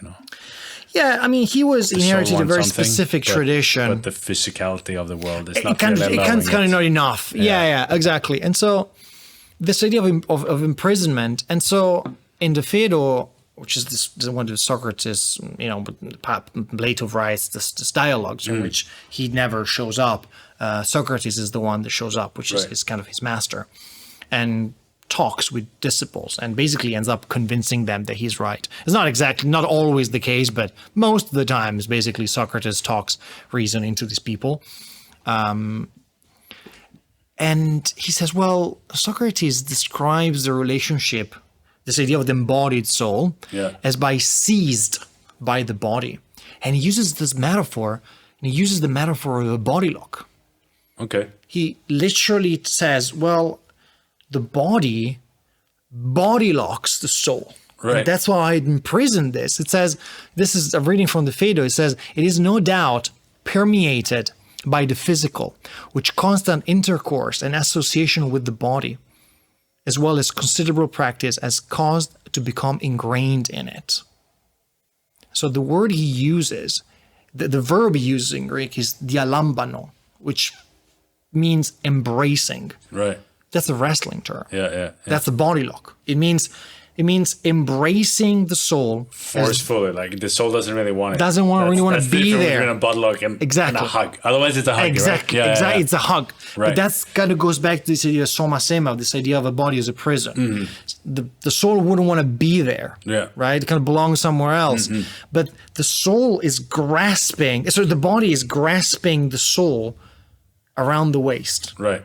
And that's why the soul is kind of forced to grow together with the flesh. Well, this is a wrestling metaphor. And it's like one of those foundational, you can see wrestling really situated in one of the main problems of, Western philosophy, Western theology. Like, what is the relationship between the body and the soul? What is the relation between the material and the immaterial? And it's so interesting that Plato really picks a wrestling metaphor to describe this. This is not his main one. It's not the only one that he uses, but he taps into something very real for him, which is this idea of imprisonment. And it's like, well... Yeah, it makes sense, because if you just said embraces, then it would be like, they're kind of friendly together. They're kind of friends. It really points out the fact that you don't really want to be there. It's holding you in a grip, or it's holding the soul in a grip. It's holding you in a grip around the waist. That's uncomfortable. You don't really want to be there, but you're stuck. Exactly. Yeah. Exactly. I think this is a great place to start, because it really shows how wrestling as a metaphor, it's been there since the beginning. It's kind of present in the very core of one of the main problems of Western philosophy and theology, which is, well, what's the relationship between the body and the soul, right? People have been wondering about this forever, virtually forever, right? And so this is the example I want to start with, because I think it's something that's not usually discussed in the sort of Platonic literature, and I think it's something very interesting. Do you believe there's a soul, though? If we discuss this, no, I don't. Do you believe it? Okay. No, I don't. I just think it's very interesting that he said it. Okay. No, I don't believe there is a soul. I just think that it's very interesting that they thought there was one. Right. Yeah. Okay. Another example, which I think it's very interesting, is the idea of fighting for good position, right? We all know how important it is to fight for a good position, right? Sort of starting off a match in an initial good position, right? Something that we as modern grapplers or modern fighters, so to speak, even at the highest level, we're not really concerned with is our position in relationship to the sun. Understand that old, ancient matches would take place outside, right, in Greece, or Right. probably in the summer because they were, during the Olympics. So whoever's been in Greece during the summer knows that the sun is scorching hot and it's blinding. And so imagine an arena. If you could place yourself in a way that is your opponent the one that has the sun in the eye, Of course. then you're automatically in a good position. Of course. I know when you just play tennis or whatever, stuff like this. Right. But there you go. Or catched ball. Or whatever, right? If you're the team that has the sun in the eyes, that's pretty bad. And so one of the initial strategies that we read about in ancient manuals is how to fight for this good position relative to the sun. And so especially boxers would just circle around the arena, always trying to get the other opponent with the sun in his eyes. Right. And now this kind of dance to get some good position relative to the sun becomes a metaphor for the courtroom, right? And so you have this sort of wrangles between Demosthenes and Aeschines in the court, in which the latter kind of warned the assembly that they mustn't disturb the order of the inquiry, and says, well, so then, says, quote, so then, just in the athletic competitions, you see boxers fighting each other for position, so also Athenians fight with him the whole day for the city's sake over the sequence of argument. And this idea that you should be willing to fight all day just to gain an initial good position. And you see how this boxing metaphor becomes, a courtroom, a legal matter. It's like, well, don't accept an initial legal position that is prejudicial for you if you can, improve it just by kind of not getting the sun in your eyes, as it were. This is really kind of goes to show how the Greek world, how the presence of combat sport was much more present in the Greek world, because obviously when these people were writing this or saying this in courts, they would expect other people to understand what they meant, right? If I were to use a wrestling metaphor today anywhere but in a gym, people wouldn't really know what I'm talking about. No. Maybe more if you use, which is quite similar. I mean, a war metaphor, it's quite similar to wrestling in the sense that it's it's fighting, right? It's just that wrestling is two people and not like institutions somehow. Yeah. But obviously, the courtroom is a war room in that sense. It's modern. I mean, back in the days, you set feuds with duels. Now we don't do that anymore, but we still. Yeah, we're talking about defense, right? We're talking about defense. Yeah, defense and offense, and then a mental. Right, but specifically, when Plato writes about a body lock, he's assuming when Socrates, because obviously that's a fiction, right? If you would say that today to a normal person, what's a body lock? What are you talking about? What's the body lock, right? Yeah. When Socrates if they see a picture, they'll be like, why are they hugging? What are they hugging? You don't understand the conflict aspect of it. And obviously when Plato kind of writes about Socrates talking to his disciples, well, he's imagining a conversation in which everyone kind of understands that a body lock means I'm wrapping my hands around your waist. You don't want to be there. You wish you could leave, but you can't because I embrace you through the waist. Which is kind of, I think it goes a long way to explain how much the Greeks really liked kind of wrestling and combat sports in general. And it was much more kind of common knowledge than it is today. I think in general, like everything, the language will reflect the culture and what's going on at the moment, right? I think I don't have any clear example, but I'm pretty sure that the northern times at the same time around 2,000 years ago, more, ancient Greek is further ago. Actually, that's like what 1,000 before Christ, fifth century BC. Yeah. Okay. But then I think in general, a bit off topic, but the northern mythology is very similar in many cases to the Greek mythology. There's a lot of gods where you can see these are the same. Right. Like you got the pantheons. three whatever they're called, these three old women that decides fate and stuff in Greek. Parks. You got the same in Norse mythology. There's like three women living under the Yggdrasil, the world tree and stuff, and they weave the destiny. With the weaving. Like weaving is another one of these powerful metaphors that Plato uses to talk about that. So. Anyway, I think we're really this kind of idea of a metaphor, the wrestling as a metaphor shines, is when you start thinking about wrestling as a spiritual exercise. Because I think that this is actually more attuned to our modern day sensitivity, I think. Because I would say that nowadays, I think there's a great resurgence of this idea of a spiritual exercise, this idea of ascesis. Like when we talk about someone being ascetic, like sort of ascetic lifestyle. Yeah. This comes from a Greek word that says ascesis, which means exercise. Ascetic means someone that exercise. Right.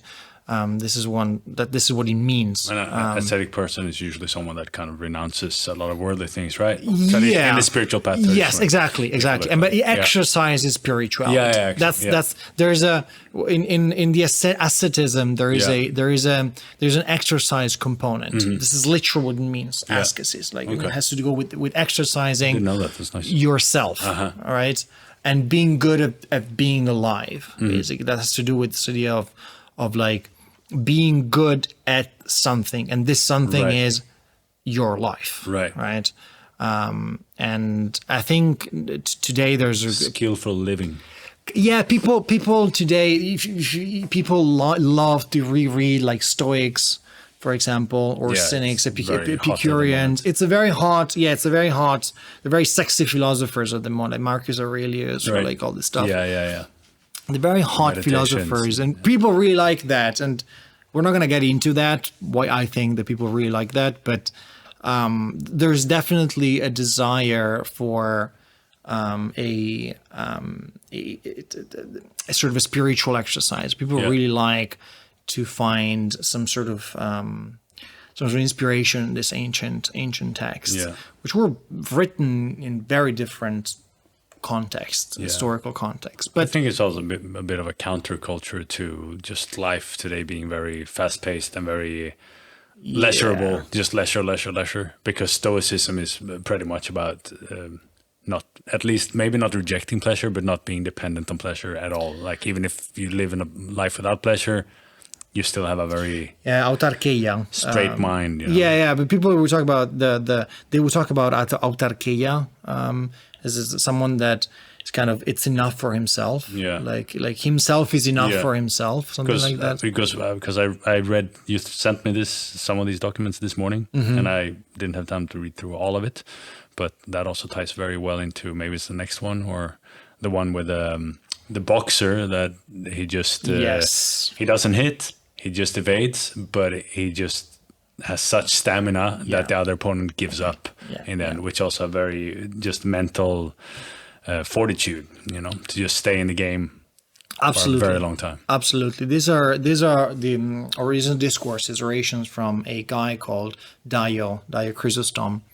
Not exactly a household name outside specialists, I would say, but he writes very interesting stuff, and is this moment of sort of, I would say, Western spirituality and Western thought in which philosophy basically becomes a reflection about a way of living. That's why it feels so modern to us, although it isn't. But it feels very modern because when we talk about philosophy, that's what we mean, right? As a way, my philosophy of diet, right? When I talk about diet, my philosophy is so and so. It's a way of living, right? Kind of embodied way of living, some principle. Yeah. And this is really very much what they understood by philosophy. It's kind of Pierre Hadot, this French scholar, one of Foucault's disciples, wrote a kind of groundbreaking work on philosophy as a way of living, right? And sort of spiritual exercises. He's kind of a world-renowned expert on these topics. And he highlights precisely the fact that, well, philosophers in this era thought about, so Hellenistic period, they thought about philosophy as something that will allow you to become your better self, basically. That's why we like it so much, because we're all about improving, right? And there's this funeral, so Daio writes this funeral oration for Melancomas, which was this boxer that eventually died, and says, well, he wins because of his endurance, says Daio, his physical endurance in the ring and his reluctancy to go for the quick and easy strike becomes a metaphor for his moral endurance and his refusal of easy pleasures. It's this idea that he won all his victories, says Daio, without being hit himself or hitting his opponent. He says he would fight throughout the day, the hottest season of the year, and he could have more quickly won the contest by striking a blow, but he refused to do it. He says, well, the truest victory, he says, when he forced his opponent, although uninjured, to give up. For then the man was overcome, not by this injury, but by himself. This idea that Melancomas, according to Daio, would be someone that has such a spiritual stamina that he refuses to go for the easy blow. Right. He refuses to go for the sort of cheap shot that would grant him a quick victory, but basically outlasts his opponents by being spiritually more rigorous and being able to withstand the pressure of the fight for longer periods of time. And this testifies not only his athletic superiority, but even more important for people like Daio, his spiritual superiority.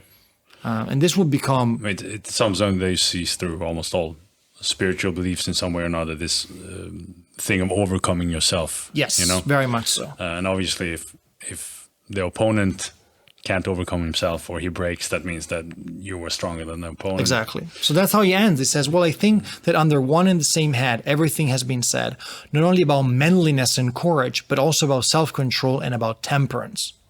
Yeah.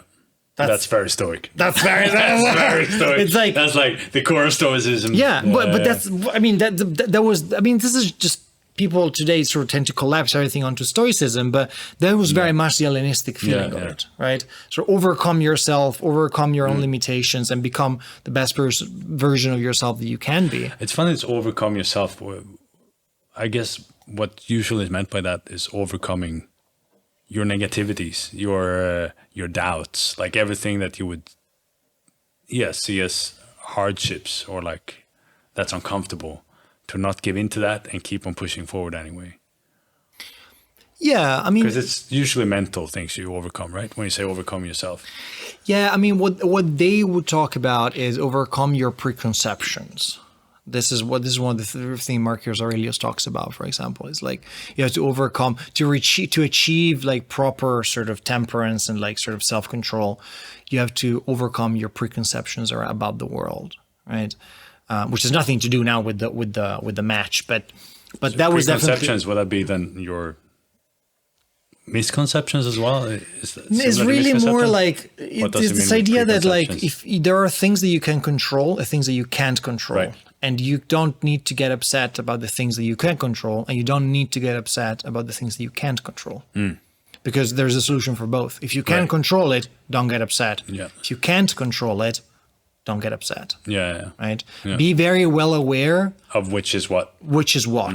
And act accordingly. And so that's what has to do with kind of being, prudent. And as they would talk about, anyway, it doesn't matter. This was the idea, right? Being very much in charge of your own self. Don't let yourself being led astray by things you can't control, and don't let yourself being distracted by things that you can control. Like just that was their idea, and obviously, people really like that today. Very much so. I had a professor in university. She was my professor of bioethics, but she was an expert in stoicism, and she would get called. It was actually pretty funny because she was a household name in the field of bioethics, but whenever she was called to teach conferences in more kind of informal settings, people would always ask her for like Marcus Aurelius and stuff. Right. And she was like, well, actually, that's not kind of what I do. Like, I work in a hospital now. Like, I'm a consultant for like a hospital. But yeah, I mean, because people really like that stuff today. Yeah. This idea of wrestling as a spiritual practice, it's definitely a thing in the Greek, or specifically in the Hellenistic world, in which philosophy kind of went down that particular road. But it's even more so in the Bible.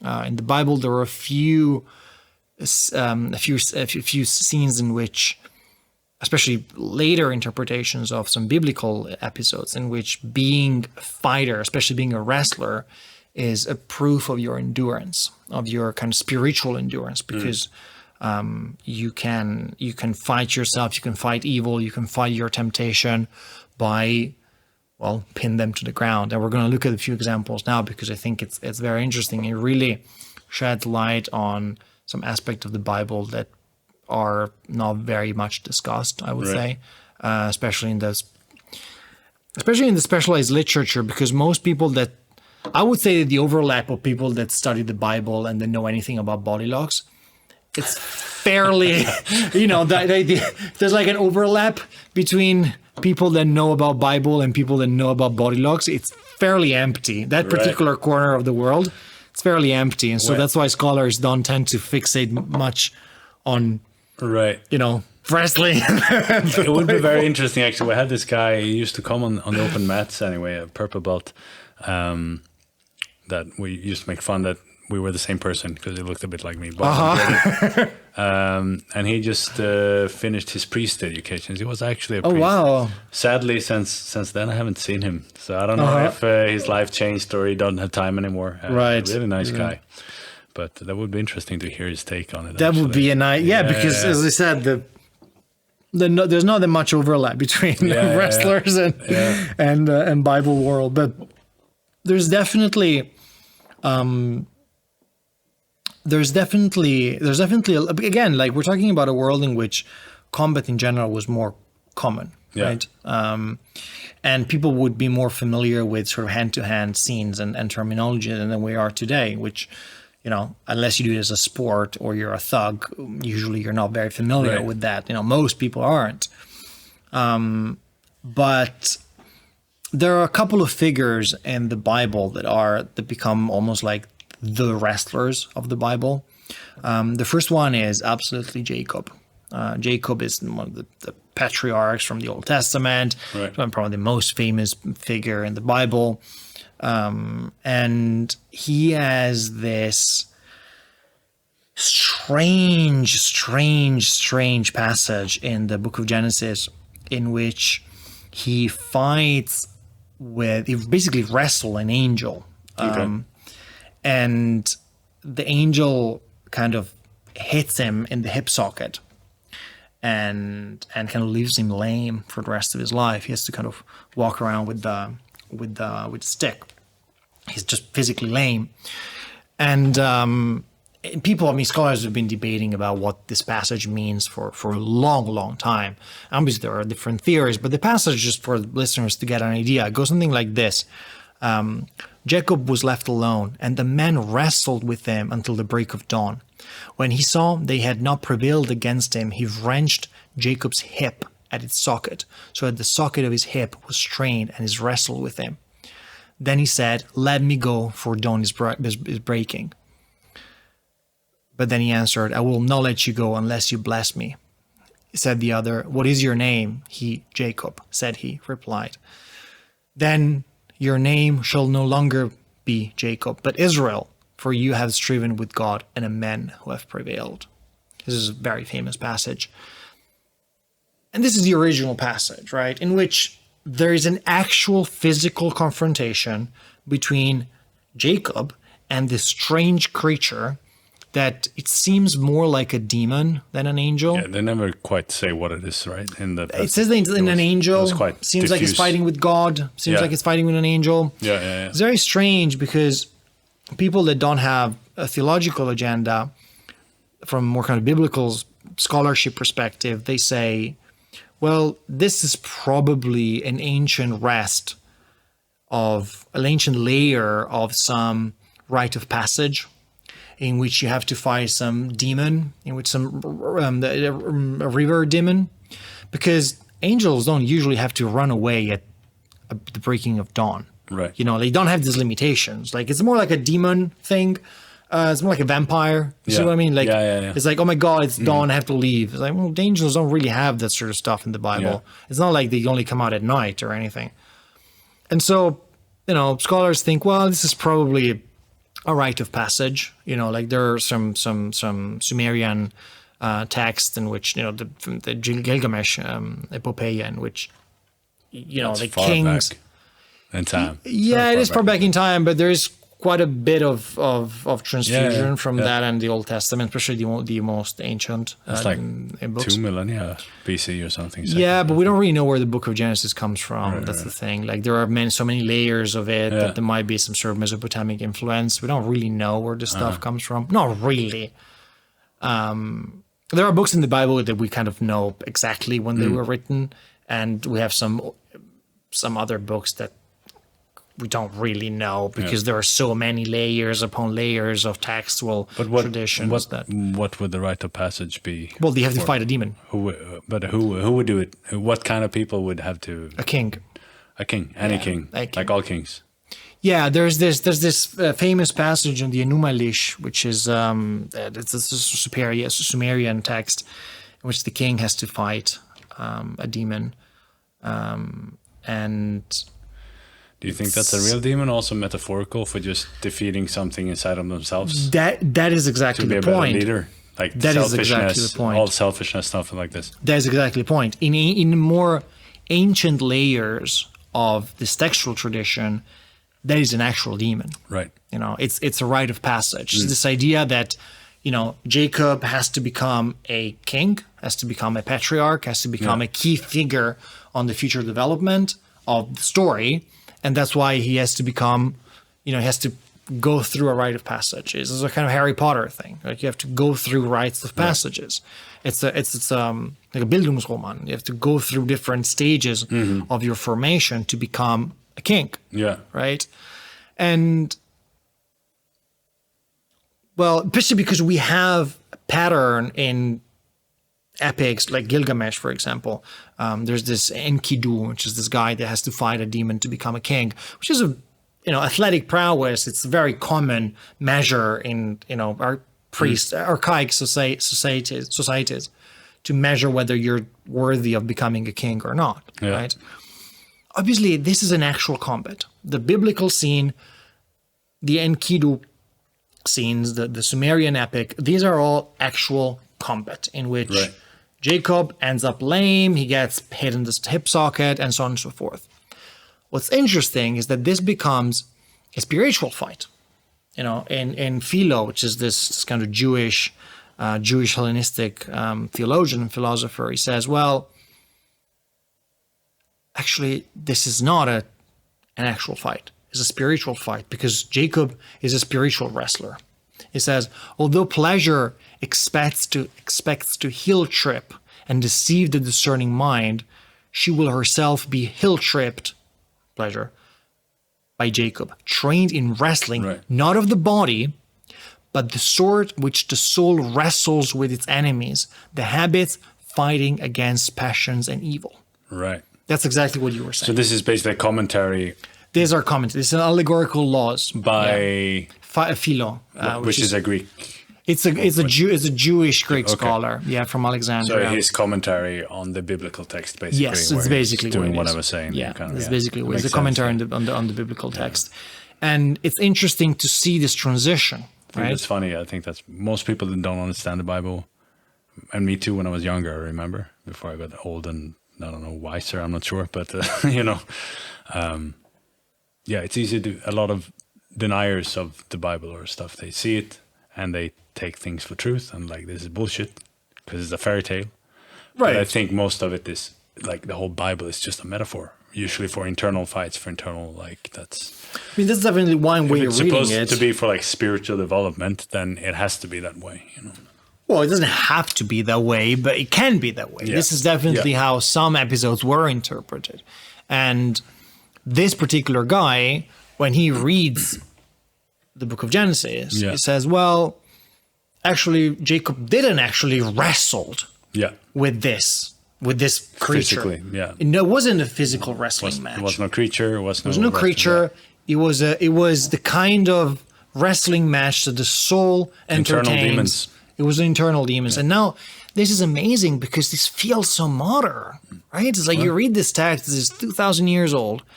It's like, oh my God, this feels so modern. Yeah, it's a human is still a human. Even 2,000 years ago, a human was a human. Yeah, but you read some stuff from 2,000 years ago and you think, yeah, okay, this doesn't speak to me at all. No, but the internal life of a human is still like, the physical has changed, but I think the internal life of a human is not that I'm not sure I agree with that, but but I mean, like in the internal life of people is also historically determined, the language you speak, the society you're in, the economical conditions you're in, the gender relationship you're in, and so on and so forth. Yeah, but do you think that our emotional life is very different? Yeah, very much so. I mean, there is some very interesting literature on this. There's this German scholar that wrote a book about the history of the emotions. And that's exactly one of the points that she hammers home, the fact that we know because we can trace the history of emotions. And the way we feel and experiment stuff is not the way that people have always experimented. But that also has to do with language, how we start to describe emotions to ourselves and get a different understanding of it. Yeah, I mean, like one of the examples that there are two main examples that I really like. One is love, and the other one is privacy. Love is we can basically trace through textual tradition when the modern conception of love arises. It's kind of 13th century southern France, the Provençal tradition. Yeah, it's called the birth of the kind of lyrical tradition, lyrical poetry, and privacy. I mean, the ancient world, especially the Roman world, simply did not have a conception of privacy. Right. It was just simply this emotion that we feel there's something being private. It was just not a thing at all. Privacy was regarded as suspicious, as dirty, as if you have something to hide, is because, that's not good. Understandable. People were not supposed, and we know this. Like, we know this because you can read this text in which was like, well, this idea that something has to be kept private, this idea of sort of inner space. But do you think that was because society was more accepting or less accepting? Do you know what I'm saying? Because privacy, I know exactly if you have a society that's not very accepting of certain things, then there's a need for privacy because you're not allowed to express these things. But if it's the other way around, then I think the origin of this idea that we have an inner forum. This is something that arises with St. Paul. This is something that is a product of Christian religion, I think, very much so. Okay. In Paul's letters, there is this idea of faith, of something that happens internally. There's people talk about the apocalypse of the soul, this idea of a sort of the revelation of the soul, something that happens inside you as something private, something that happens. You cannot distinguish the faithful by the non-faithful by just looking at them. This has to do with the extension of the covenant. It has to do with the fact that people don't need to be circumcised anymore. You don't need to read the commitment of the faith in the flesh, which is the circumcision for the Jews. Right. You can. There's no the true faithful doesn't meet the eye. True faith doesn't meet the eye. It's something that happens exclusively inside you, and this is something that has a birthplace, and this is St. Paul. So you think that before this was not an experience of the yes, very much so. So it's basically an evolution of human self-awareness or human consciousness. Very much so. Okay. We don't have the right to assume that people had an emotion that they didn't write about. Why wouldn't they? Like, we write about emotions. Why would you assume they had it if we had no proof of that? That's just bad methodology. Right. We cannot go around thinking, just people have always felt the same thing because we're all created equals and whatnot. Sure. If we don't have the documents for it, and we don't, it's very hard to go and assume that that's true. Except at some point in history, in the history of Western development, we have a proof that people started thinking about something sort of an internal forum. Right. And that's definitely St. Paul's vision of faith. That's very much so. There's extensive literature on this topic, as you can imagine. Be that as it may, the other spiritual wrestler is Job. Job is a very complicated and interesting character from the Old Testament, in which he was basically, God decides to prove his faith, and so he's a good guy. Like, he's very much a good guy, and just terrible things start happening to him. Like, all his camels die, and all his kids have terrible ringworm, and terrible things start happening to him. And, well, do you still believe that, God loves you after? Yeah, isn't this what it takes even all his kids and his wife, I think? No, not his wife, but it takes his kids. Probably might take all his Then kids. God's promise to give him kids back in the end. Yeah, I mean, there's an awful lot about, camels and cows and sheep. Yeah. Because obviously that's, it's Isn't also this, that world. Like, God has a bet with the devil, kind of. Yeah, he does. Yes, exactly that. Where Yes, it's exactly that. Yeah, where the devil is like, but if he won't love you forever if you stop being nice to him, and God is like, go ahead and try. Beer. Hold my beer. We'll see what happens. It's exactly that hold my beer thing. It's exactly that. Yeah, it's like, you want to see if go ahead and try. Let's see what you can do. And so just starts sending him all sorts of terrible, nasty stuff. Yeah. And he just keeps faithful. And I don't get too deep into this, but just talk about this for hours. But have you seen Good Omens? No. It's a series. It's quite funny. It's written by Neil Gaiman and also Terry Pratchett, if you know him. Wrote these wicked fantasy books. Anyway, they made a second part of it, and they have part of that story in there. Right. I think it's on Netflix. Anyway, it's a fun story. Yeah, I don't know it, but I mean, the Book of Job is really like it's one of the foundational texts of Western culture. Yeah. And there are a few positions in there. There's this young guy, there's all the friends, and there's Job himself. There are just a few positions inside in which people have whole different opinions about what's going on, because he asks, some of his friends come home and say, but that's why this stuff is happening to you, right? And then there's another guy that comes in and says, no, but actually that's why, and so on and so forth. This is a fairly complicated text. It's kind of it's kind of foundational text for what is later known as theodicy, which is kind of the justification of God in history in the world. And he is a pretty whiny character. Job. Yeah, Job. Yeah, in the Old Testament. I mean, it sounds like he had a good reason to, though. Well, he did. Of course. Why wouldn't you? Of course, this is a terribly whiny person. Yeah, but he's pretty whiny. Okay. Like, he's a fairly whiny guy. He's a good guy, but it's kind of whiny. The interesting thing is that not only he's whiny, but he's also a very submissive person. Like, he really just submits to God and is like, no, but God has his reasons. Like, he knows what he's doing. Let me. Because one of the things that his friends say is really what God does is a kind of retributive justice, right? You do something bad, he hits you with terrible plagues for your camels, right? And which makes sense. It's a perfectly sort of retributive justice kind of way of thinking. You do something bad, God punishes you. It's kind of the history of kind of sin and atonement in the Old Testament. It's a very classic view of Christianity for maybe not also recent times, but for... It's there in the Torah as well. It's there in the Book of Numbers. It's there in the Deuteronomy. It's there with the golden calf. Again, it pops up this idea that you do terrible thing. You miss, basically. Karma. Kind of. Yeah. This idea that you sort of, you deviate from the right path, and you get a punishment for it, right? Sort of causal action or reaction. Yeah. Except God, in the Book of Job, this simply doesn't happen because Job didn't do anything wrong. Right. It kind of explodes this mechanism of kind of retributive justice or retributive injustice in this case. It really makes explode this idea of kind of sin and atonement. right? Sin, punishment, and atonement. It doesn't work like that in the Book of Job. That's why people have been reading it with more interest than, I don't know, the Book of Numbers, for example, or even the Golden Calf or stuff like that.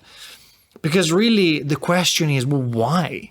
Right? You sort of look at why? What did I do? And the friends say, no, you did something wrong. Right. And Job kind of looks inside himself and says, no, actually, I did. I kind of didn't. Actually, I kind of didn't. And he's pretty submissive, he's pretty whiny, and the whole book ends with what's called a theophany, which is kind of manifestation of God, in which sort of open the curtains and God kind of shows himself in all his kind of majesty and says, oh, you stupid peasants, you're here kind of discussing my motives. You have no idea what you're talking about. I'm just bigger than you, so shut up and be afraid. It's basically kind of how it ends. Except this figure of Job gets re-elaborated again in the history of sort of biblical commentary, and until he becomes a wrestler that wrestles against God himself. Right. Which is definitely not what happens in the Old Testament. Right. The Torah is nothing of that.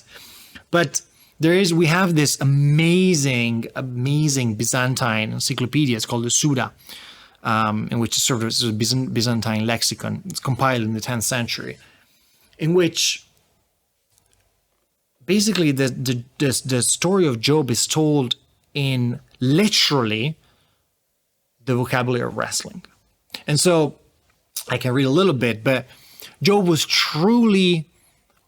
that truly great and also noble striver, agonistes, which is this agon thing that we talked about in the beginning, for the truth, who first opened the athletic stadium shared by the whole world, who threw his opponent in every wrestling bout, who received blows and bruises to his very bones, yet remained undefeated, who was full of worms, yet also crowned, and so on and so forth. Death was not able to lay him out or to put dust on his shoulders, but he stood unturned like a statue or an anvil unstruck, wrestling throughout his whole life and smashing his opponent. This whole idea of death wasn't able to put dust on his shoulders is because they would fight in an arena that had sand. It was kind of a sandy arena. Yeah. And ancient wrestling had 3 bouts, right?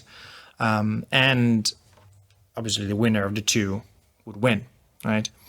If so you 3 rounds, basically. 3 rounds, yeah. Exactly.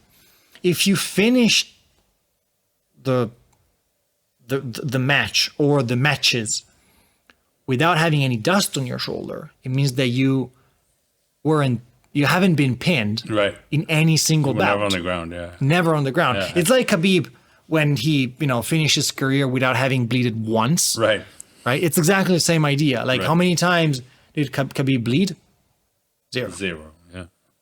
That's exactly the point. No dust. Yeah. Yeah. How many times have you been scored? It's like Gordon Ryan that goes through whole ADCC without getting scored on once. Right. You're like, what? That's what Job is. That's what the Suda, this kind of Byzantine lexicon, is telling us. That Job managed to defeat death, to defeat the devil, without getting a single bit of dust on his shoulders, because he never lost one single round on the whole tournament. So basically, he never lost his faith. Never in lost God, his faith. you would say, despite all the setbacks. Yeah, he never conceded once. Right. Yeah, he was never pinned by this catastrophic events that were happening to him. He kind of stood still and faithful, facing overwhelming odds. Right. Just obviously, this is not at all what happens in the Old Testament, but it's interesting how the whole thing gets reframed according to wrestling metaphors, which. I think it's pretty cool. And this tradition really catches on because there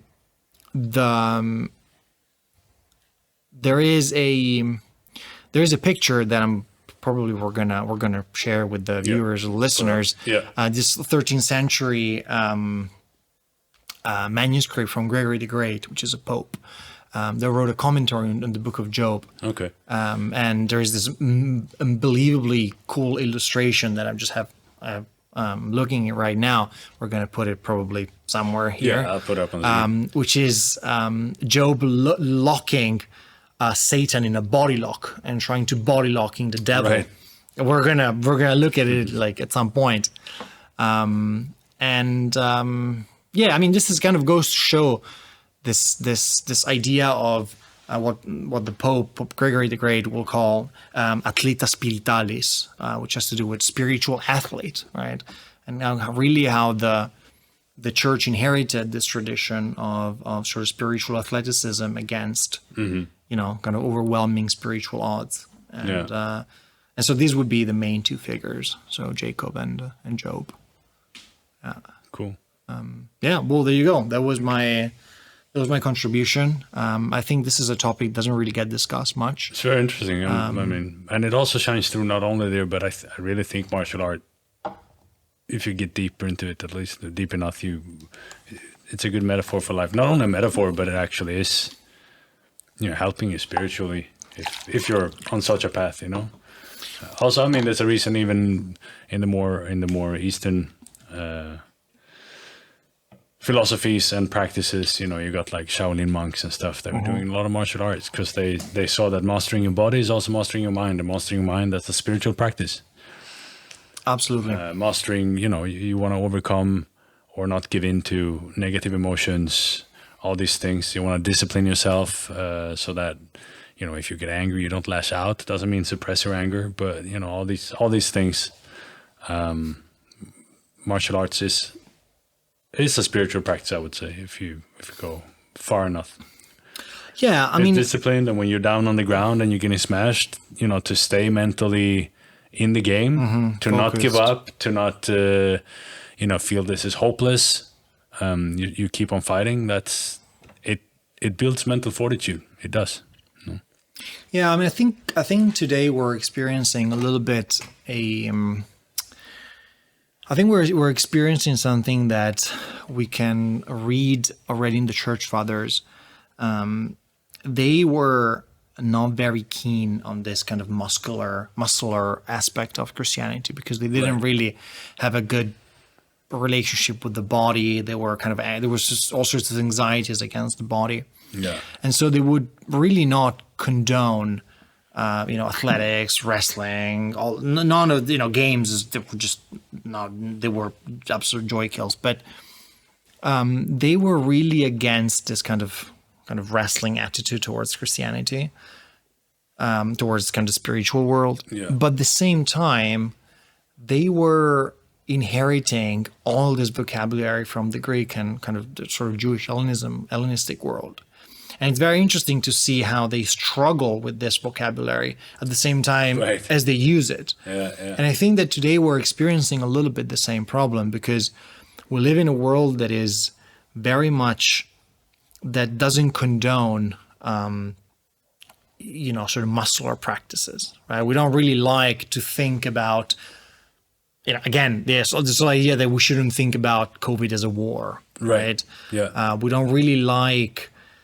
Yeah, sure. David Goggins really likes war metaphors to talk about breakfast, but there's definitely a tendency towards the de-machification, the de-violentization of life. Think about when they talk about non-conflictive language, non-violent language, something like that. Is it a thing, right? I mean, probably today with political correctness, but that's something that's but you see what I'm saying, like this. But you see where I'm going with this. Like there is a desire to de-warify the language. There is a desire to eliminate conflictive metaphors.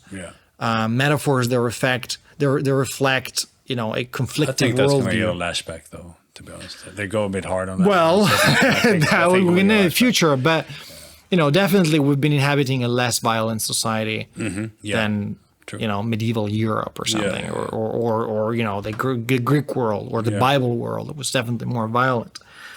But there's definitely, apart from David Goggins, there's definitely a desire to sort of take out the sort of violent aspect of the language. There's like microaggressions. We talk about, you know, I think there's a word for that, the non-violent communication or something like that, in which you deliberately make an effort to make your delivery less conflictive and less violent. You try to avoid metaphors that are like war-oriented or combat-oriented. Yeah. And we have all sorts of anxieties against that. But at the same time, we are trapped in this contradiction because we do like to think about struggles with ourselves. We do think about, you know, the relationship with our body. Experience. It is. Absolutely it is. I think it's a bit problematic because I think it's a part of the human experience, and to try to limit that from language I don't think it's very good. I don't know if it's good or bad. Because you take away ways to express yourself. And you take away ways to express yourself, you take away ways to communicate, and then you take away ways for people to understand each other. Yeah, I mean, I think the problem there is that whenever there's a war, there's an enemy, right? And who plays the role of the enemy, and what do you do to the enemy? And, you know, does it make sense to think about your breakfast as your enemy, or does it? But think about when people talk about the war on obesity, like sort of overweight. Yeah. Do you want to think about a war against that? Do you want to think about a struggle? Maybe that's not the best way to look about it, because then your body becomes your enemy, doesn't it? Like a war on, you know, eating disorders. Yeah. Do you want to do that? Because then your body becomes your enemy. Does that help your cause? Maybe it doesn't. You want to talk about war against depression? I don't know. Does it? Maybe then your whole mood, your whole brain configuration, your whole life becomes your own enemy. Yeah, I mean that's really a thing that I don't think work. I mean, for some limited experience from when I was younger, I don't think that's, especially depression and stuff like this. Right. What you need is just some kind of understanding and care, I think. Otherwise, you just go deeper down in that hole. Exactly. That's why I think we are experiencing. But I still think there are certain places where it does make sense to look at things as maybe not war, but some kind of struggle. Because we all struggle. We all have struggles. Right, but couldn't you reframe that? You know, couldn't you reframe your struggles in a more positive way instead of... Because the other thing with a struggle is that it's a win or lose, right? There's no management in struggle. Like a war, either you win a war or you lose a war. Well, maybe something like depression, you don't win. Maybe you manage it. It's just something that it's like an injury. If I have like a bad knee, I don't win against my bad knee. I just need to manage it. I just need to sort of deal with it. And I just sort of need to find ways to exist with the knee that isn't all it could be. I'm not going to win my injury. Win my injury would be getting a new leg, but I'm not going to do that. I need to be able to deal with that in a more positive way. And that's why I think we're experiencing these anxieties that we experience around conflictive language. You know, I think they do make sense in a way, because they do speak of a world in which black and white and kind of win or lose, kind of binary. If I give you a hammer, everything is a nail. Right. This sort of thing. Maybe it's not as productive. I'm not saying this to be woke. I'm just saying this to be more efficient. It makes sense. I'm not the biggest advocate of extreme wokeism. So if I would feel you didn't make sense, I would call it out. But no, it makes sense. Just to just go about it in a more efficient way. Absolutely. And say, well, maybe a war metaphor, a combat metaphor, isn't the way to go about it. I've definitely been in and still are now and then in parts of my life when, you know, your mind is a certain state and you realize that pushing through harder doesn't really help, you know. Exactly. There's nothing to win. Does not make it better. Exactly. There's nothing to win. I think a very good. That's actually something I learned also from Jiu Jitsu, other parts of life too. But in Jiu Jitsu, like I have periods, especially last year, I was training a lot, and you have periods when I just come and you have a plateau. Like you've been learning a bit, you don't learn anymore, and I get frustrated. And I go 1-2 more days in class, and I just get more and more frustrated. I just want to learn, and the more frustrated I get about it, the less I learn, the less I pick up. And that's when I'm like, okay, I got to take 2-3 days off, not go to the mat. Of course. And then I usually come back and I'm relaxed, I'm recovered a bit more, and whoop, all of a sudden things release, or at least I'm having more fun on the mat again. Now, do you win or you lose? Yeah. Right? Yeah. If you take 3 days off, David Goggins would tell you that you lost the war against jiu-jitsu. You didn't stay hard. Yeah, exactly. You lost the war against yourself. Yeah. Like, actually, maybe it was a good way to manage, absolutely. a period in which I'm not as good as I could be. Yeah. But it just and that goes back to what I said before. I think martial art, in that sense, that I would say is a spiritual practice. You learn something about yourself. You learn something about how to manage your emotions, your mental state, and stuff, and what works and what doesn't work. Right. Yeah. I mean, I put together this dossier on combat as a metaphor, especially for the spiritual world. Yeah. But I don't think I buy into this. As is often the case when people have sort of a intellectual relationship and entertain any sort of relationship with ancient tradition. Well, part of the game is to look at it and you think, what kind of world is depicted in this text? Yeah. Is it a world that I would want to... I mean, obviously, if you're writing a paper, you're probably not going to say something like, I don't agree with this because, who cares about what you think? Like, who cares about what you agree with in your personal life? This is not what academic world is about. Yeah. But in a more broader context, you read this material, the sources, because at the end of the day, this is what this is about. It's kind of having a connection to the sources. And read this and it's like, well, is this the world I want to bring back to life? Like, is this the world I want to inhabit? Do I want to inhabit a world in which in which my relationship with fatigue, pleasure, depression, bad knees, cravings for sugar, is it a war that I have to win or lose? If I lose, I'm a loser. And if I win, I'm a winner? Yeah. Well, maybe not. We all die in the end anyway. You see what I mean? Like that's probably not the most efficient way to go about it. And so, I mean, it's a very, I don't know, this has been said before, but obviously the Old Testament and the Bible, as it's been for so long now, is a very patriarchal worldview, which means you have your main leader as God, or your main, it's a father figure. Yeah, of course. It's not a mother figure. And the father figure traditionally works that way. He punishes, and it's tough love. It's tough love. It is tough love, isn't it? That's like the typical masculine. It's tough love, and you don't have much on the maternal love in that worldview. I think we're not going to do too deep into this, but based on a lot of weird stuff I read and like New Age stuff and whatever, I think where we're going now is like a world that's more balanced, like maternal and the father figure get a more balanced view, and then this is the old view, and it is. We passed it. We're on the way past it. We're on the way over to another era. And apart from David Goggins, who still seems to be is belonging to this world, this highly this highly agonistic world. But fair enough. It's gonna be some oldies. Yeah, no, fair enough. I mean, what do I know? I mean, I'm not an ex-Fat Navy SEAL. So if it works for him, good for him. Yeah, does it? He's all fucked up though. I mean, his body, I don't know him much, but his body must give in at some point. It must be at some point, right? I mean, I don't know. I wonder how his body actually feels on every day. He's full of injuries, I can tell you. But he can still do all these exercises, which is weird, despite being full of injuries. But he has this he talked about, he ran so long, like was fucking peeing blood and stuff. Obviously that's not good for you.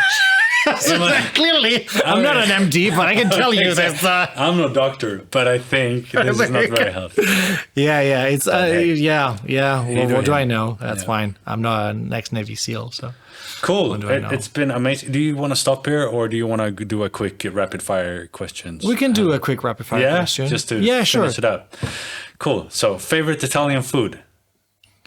Probably if I have to pick, I would say probably pizza. Probably pizza. Okay. Yeah, on a daily basis, like on a weekly basis, pizza. That's what I'm gonna grab after this one. We're done. Yeah, I'll tell you that for free. What does your ideal BJJ student look like?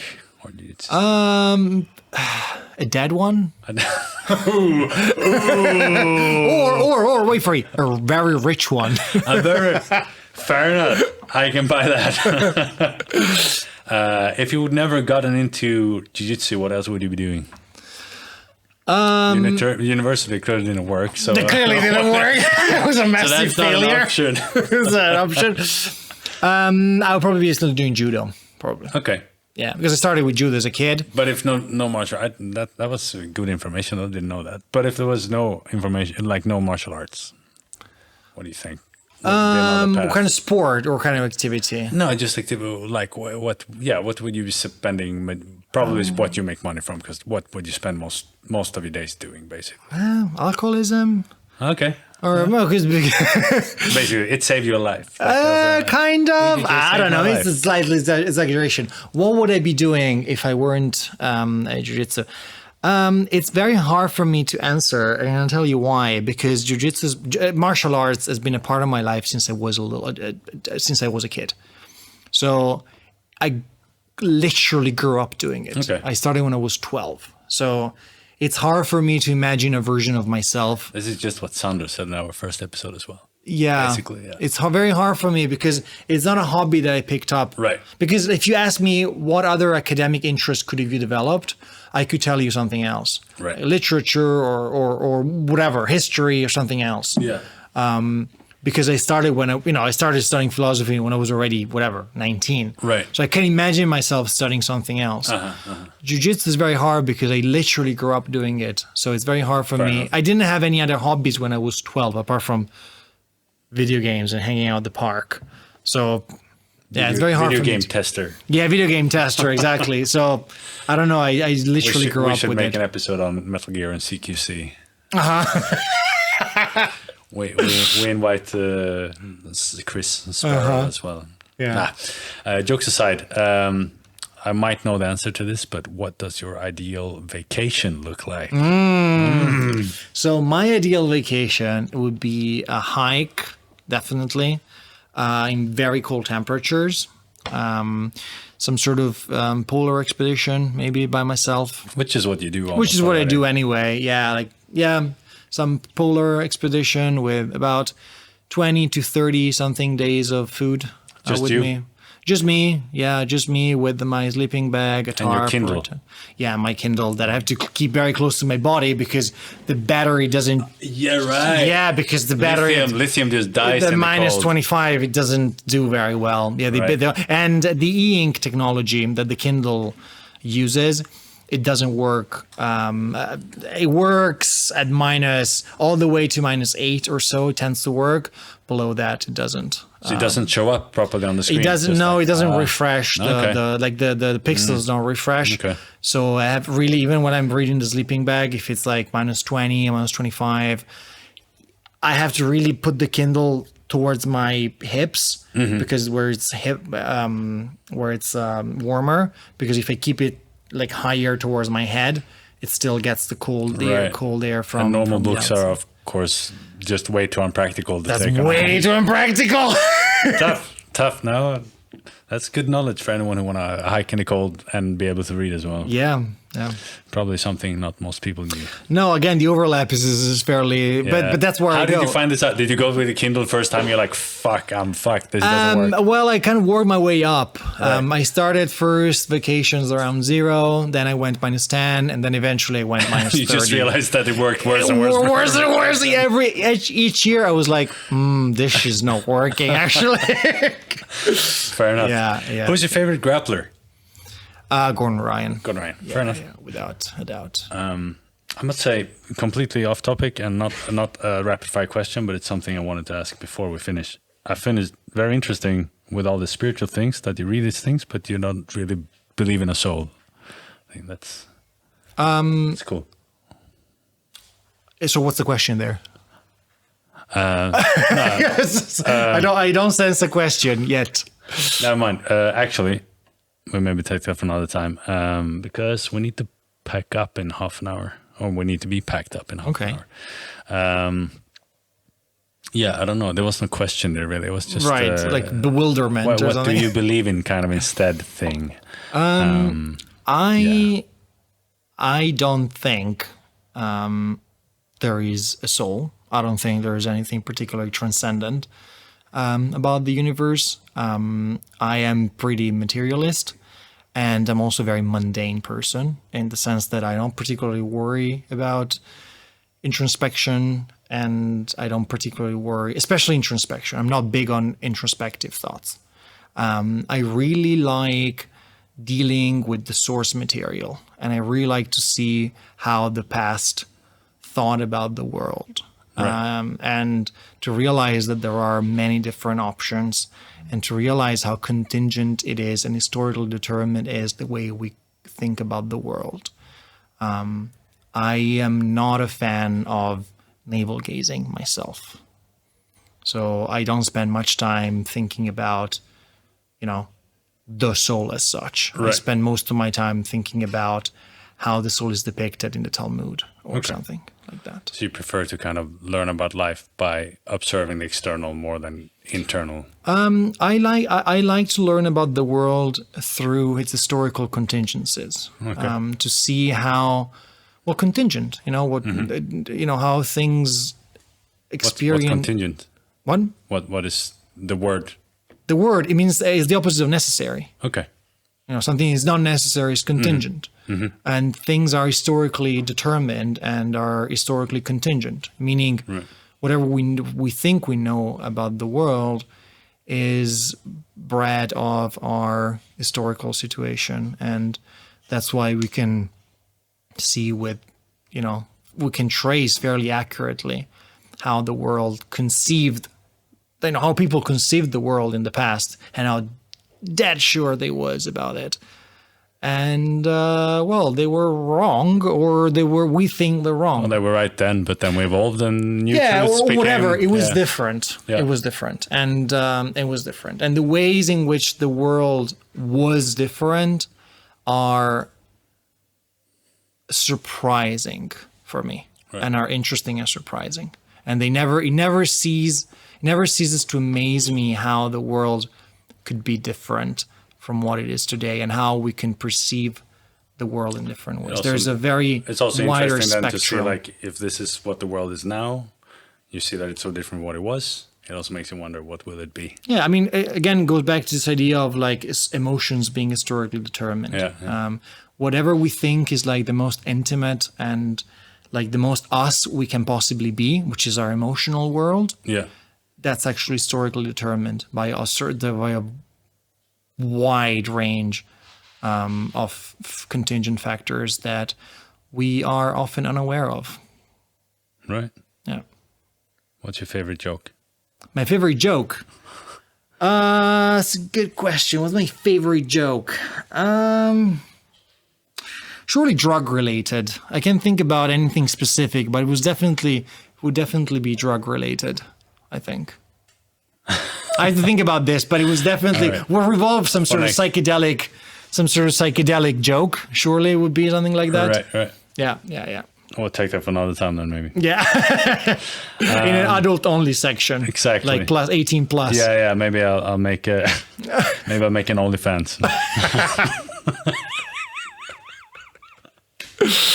All right. I think that's a wrap. Yeah. I had a great time. Thanks for inviting me. It was great. Very interesting. And thanks for coming. Glad we made it happen in the end. Yeah. Thank you for inviting me. And I guess we'll see each other in the ancient combat. Yes. In the ancient combat series.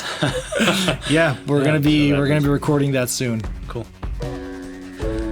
Cheers. Cheers. Bye everyone. Bye everyone.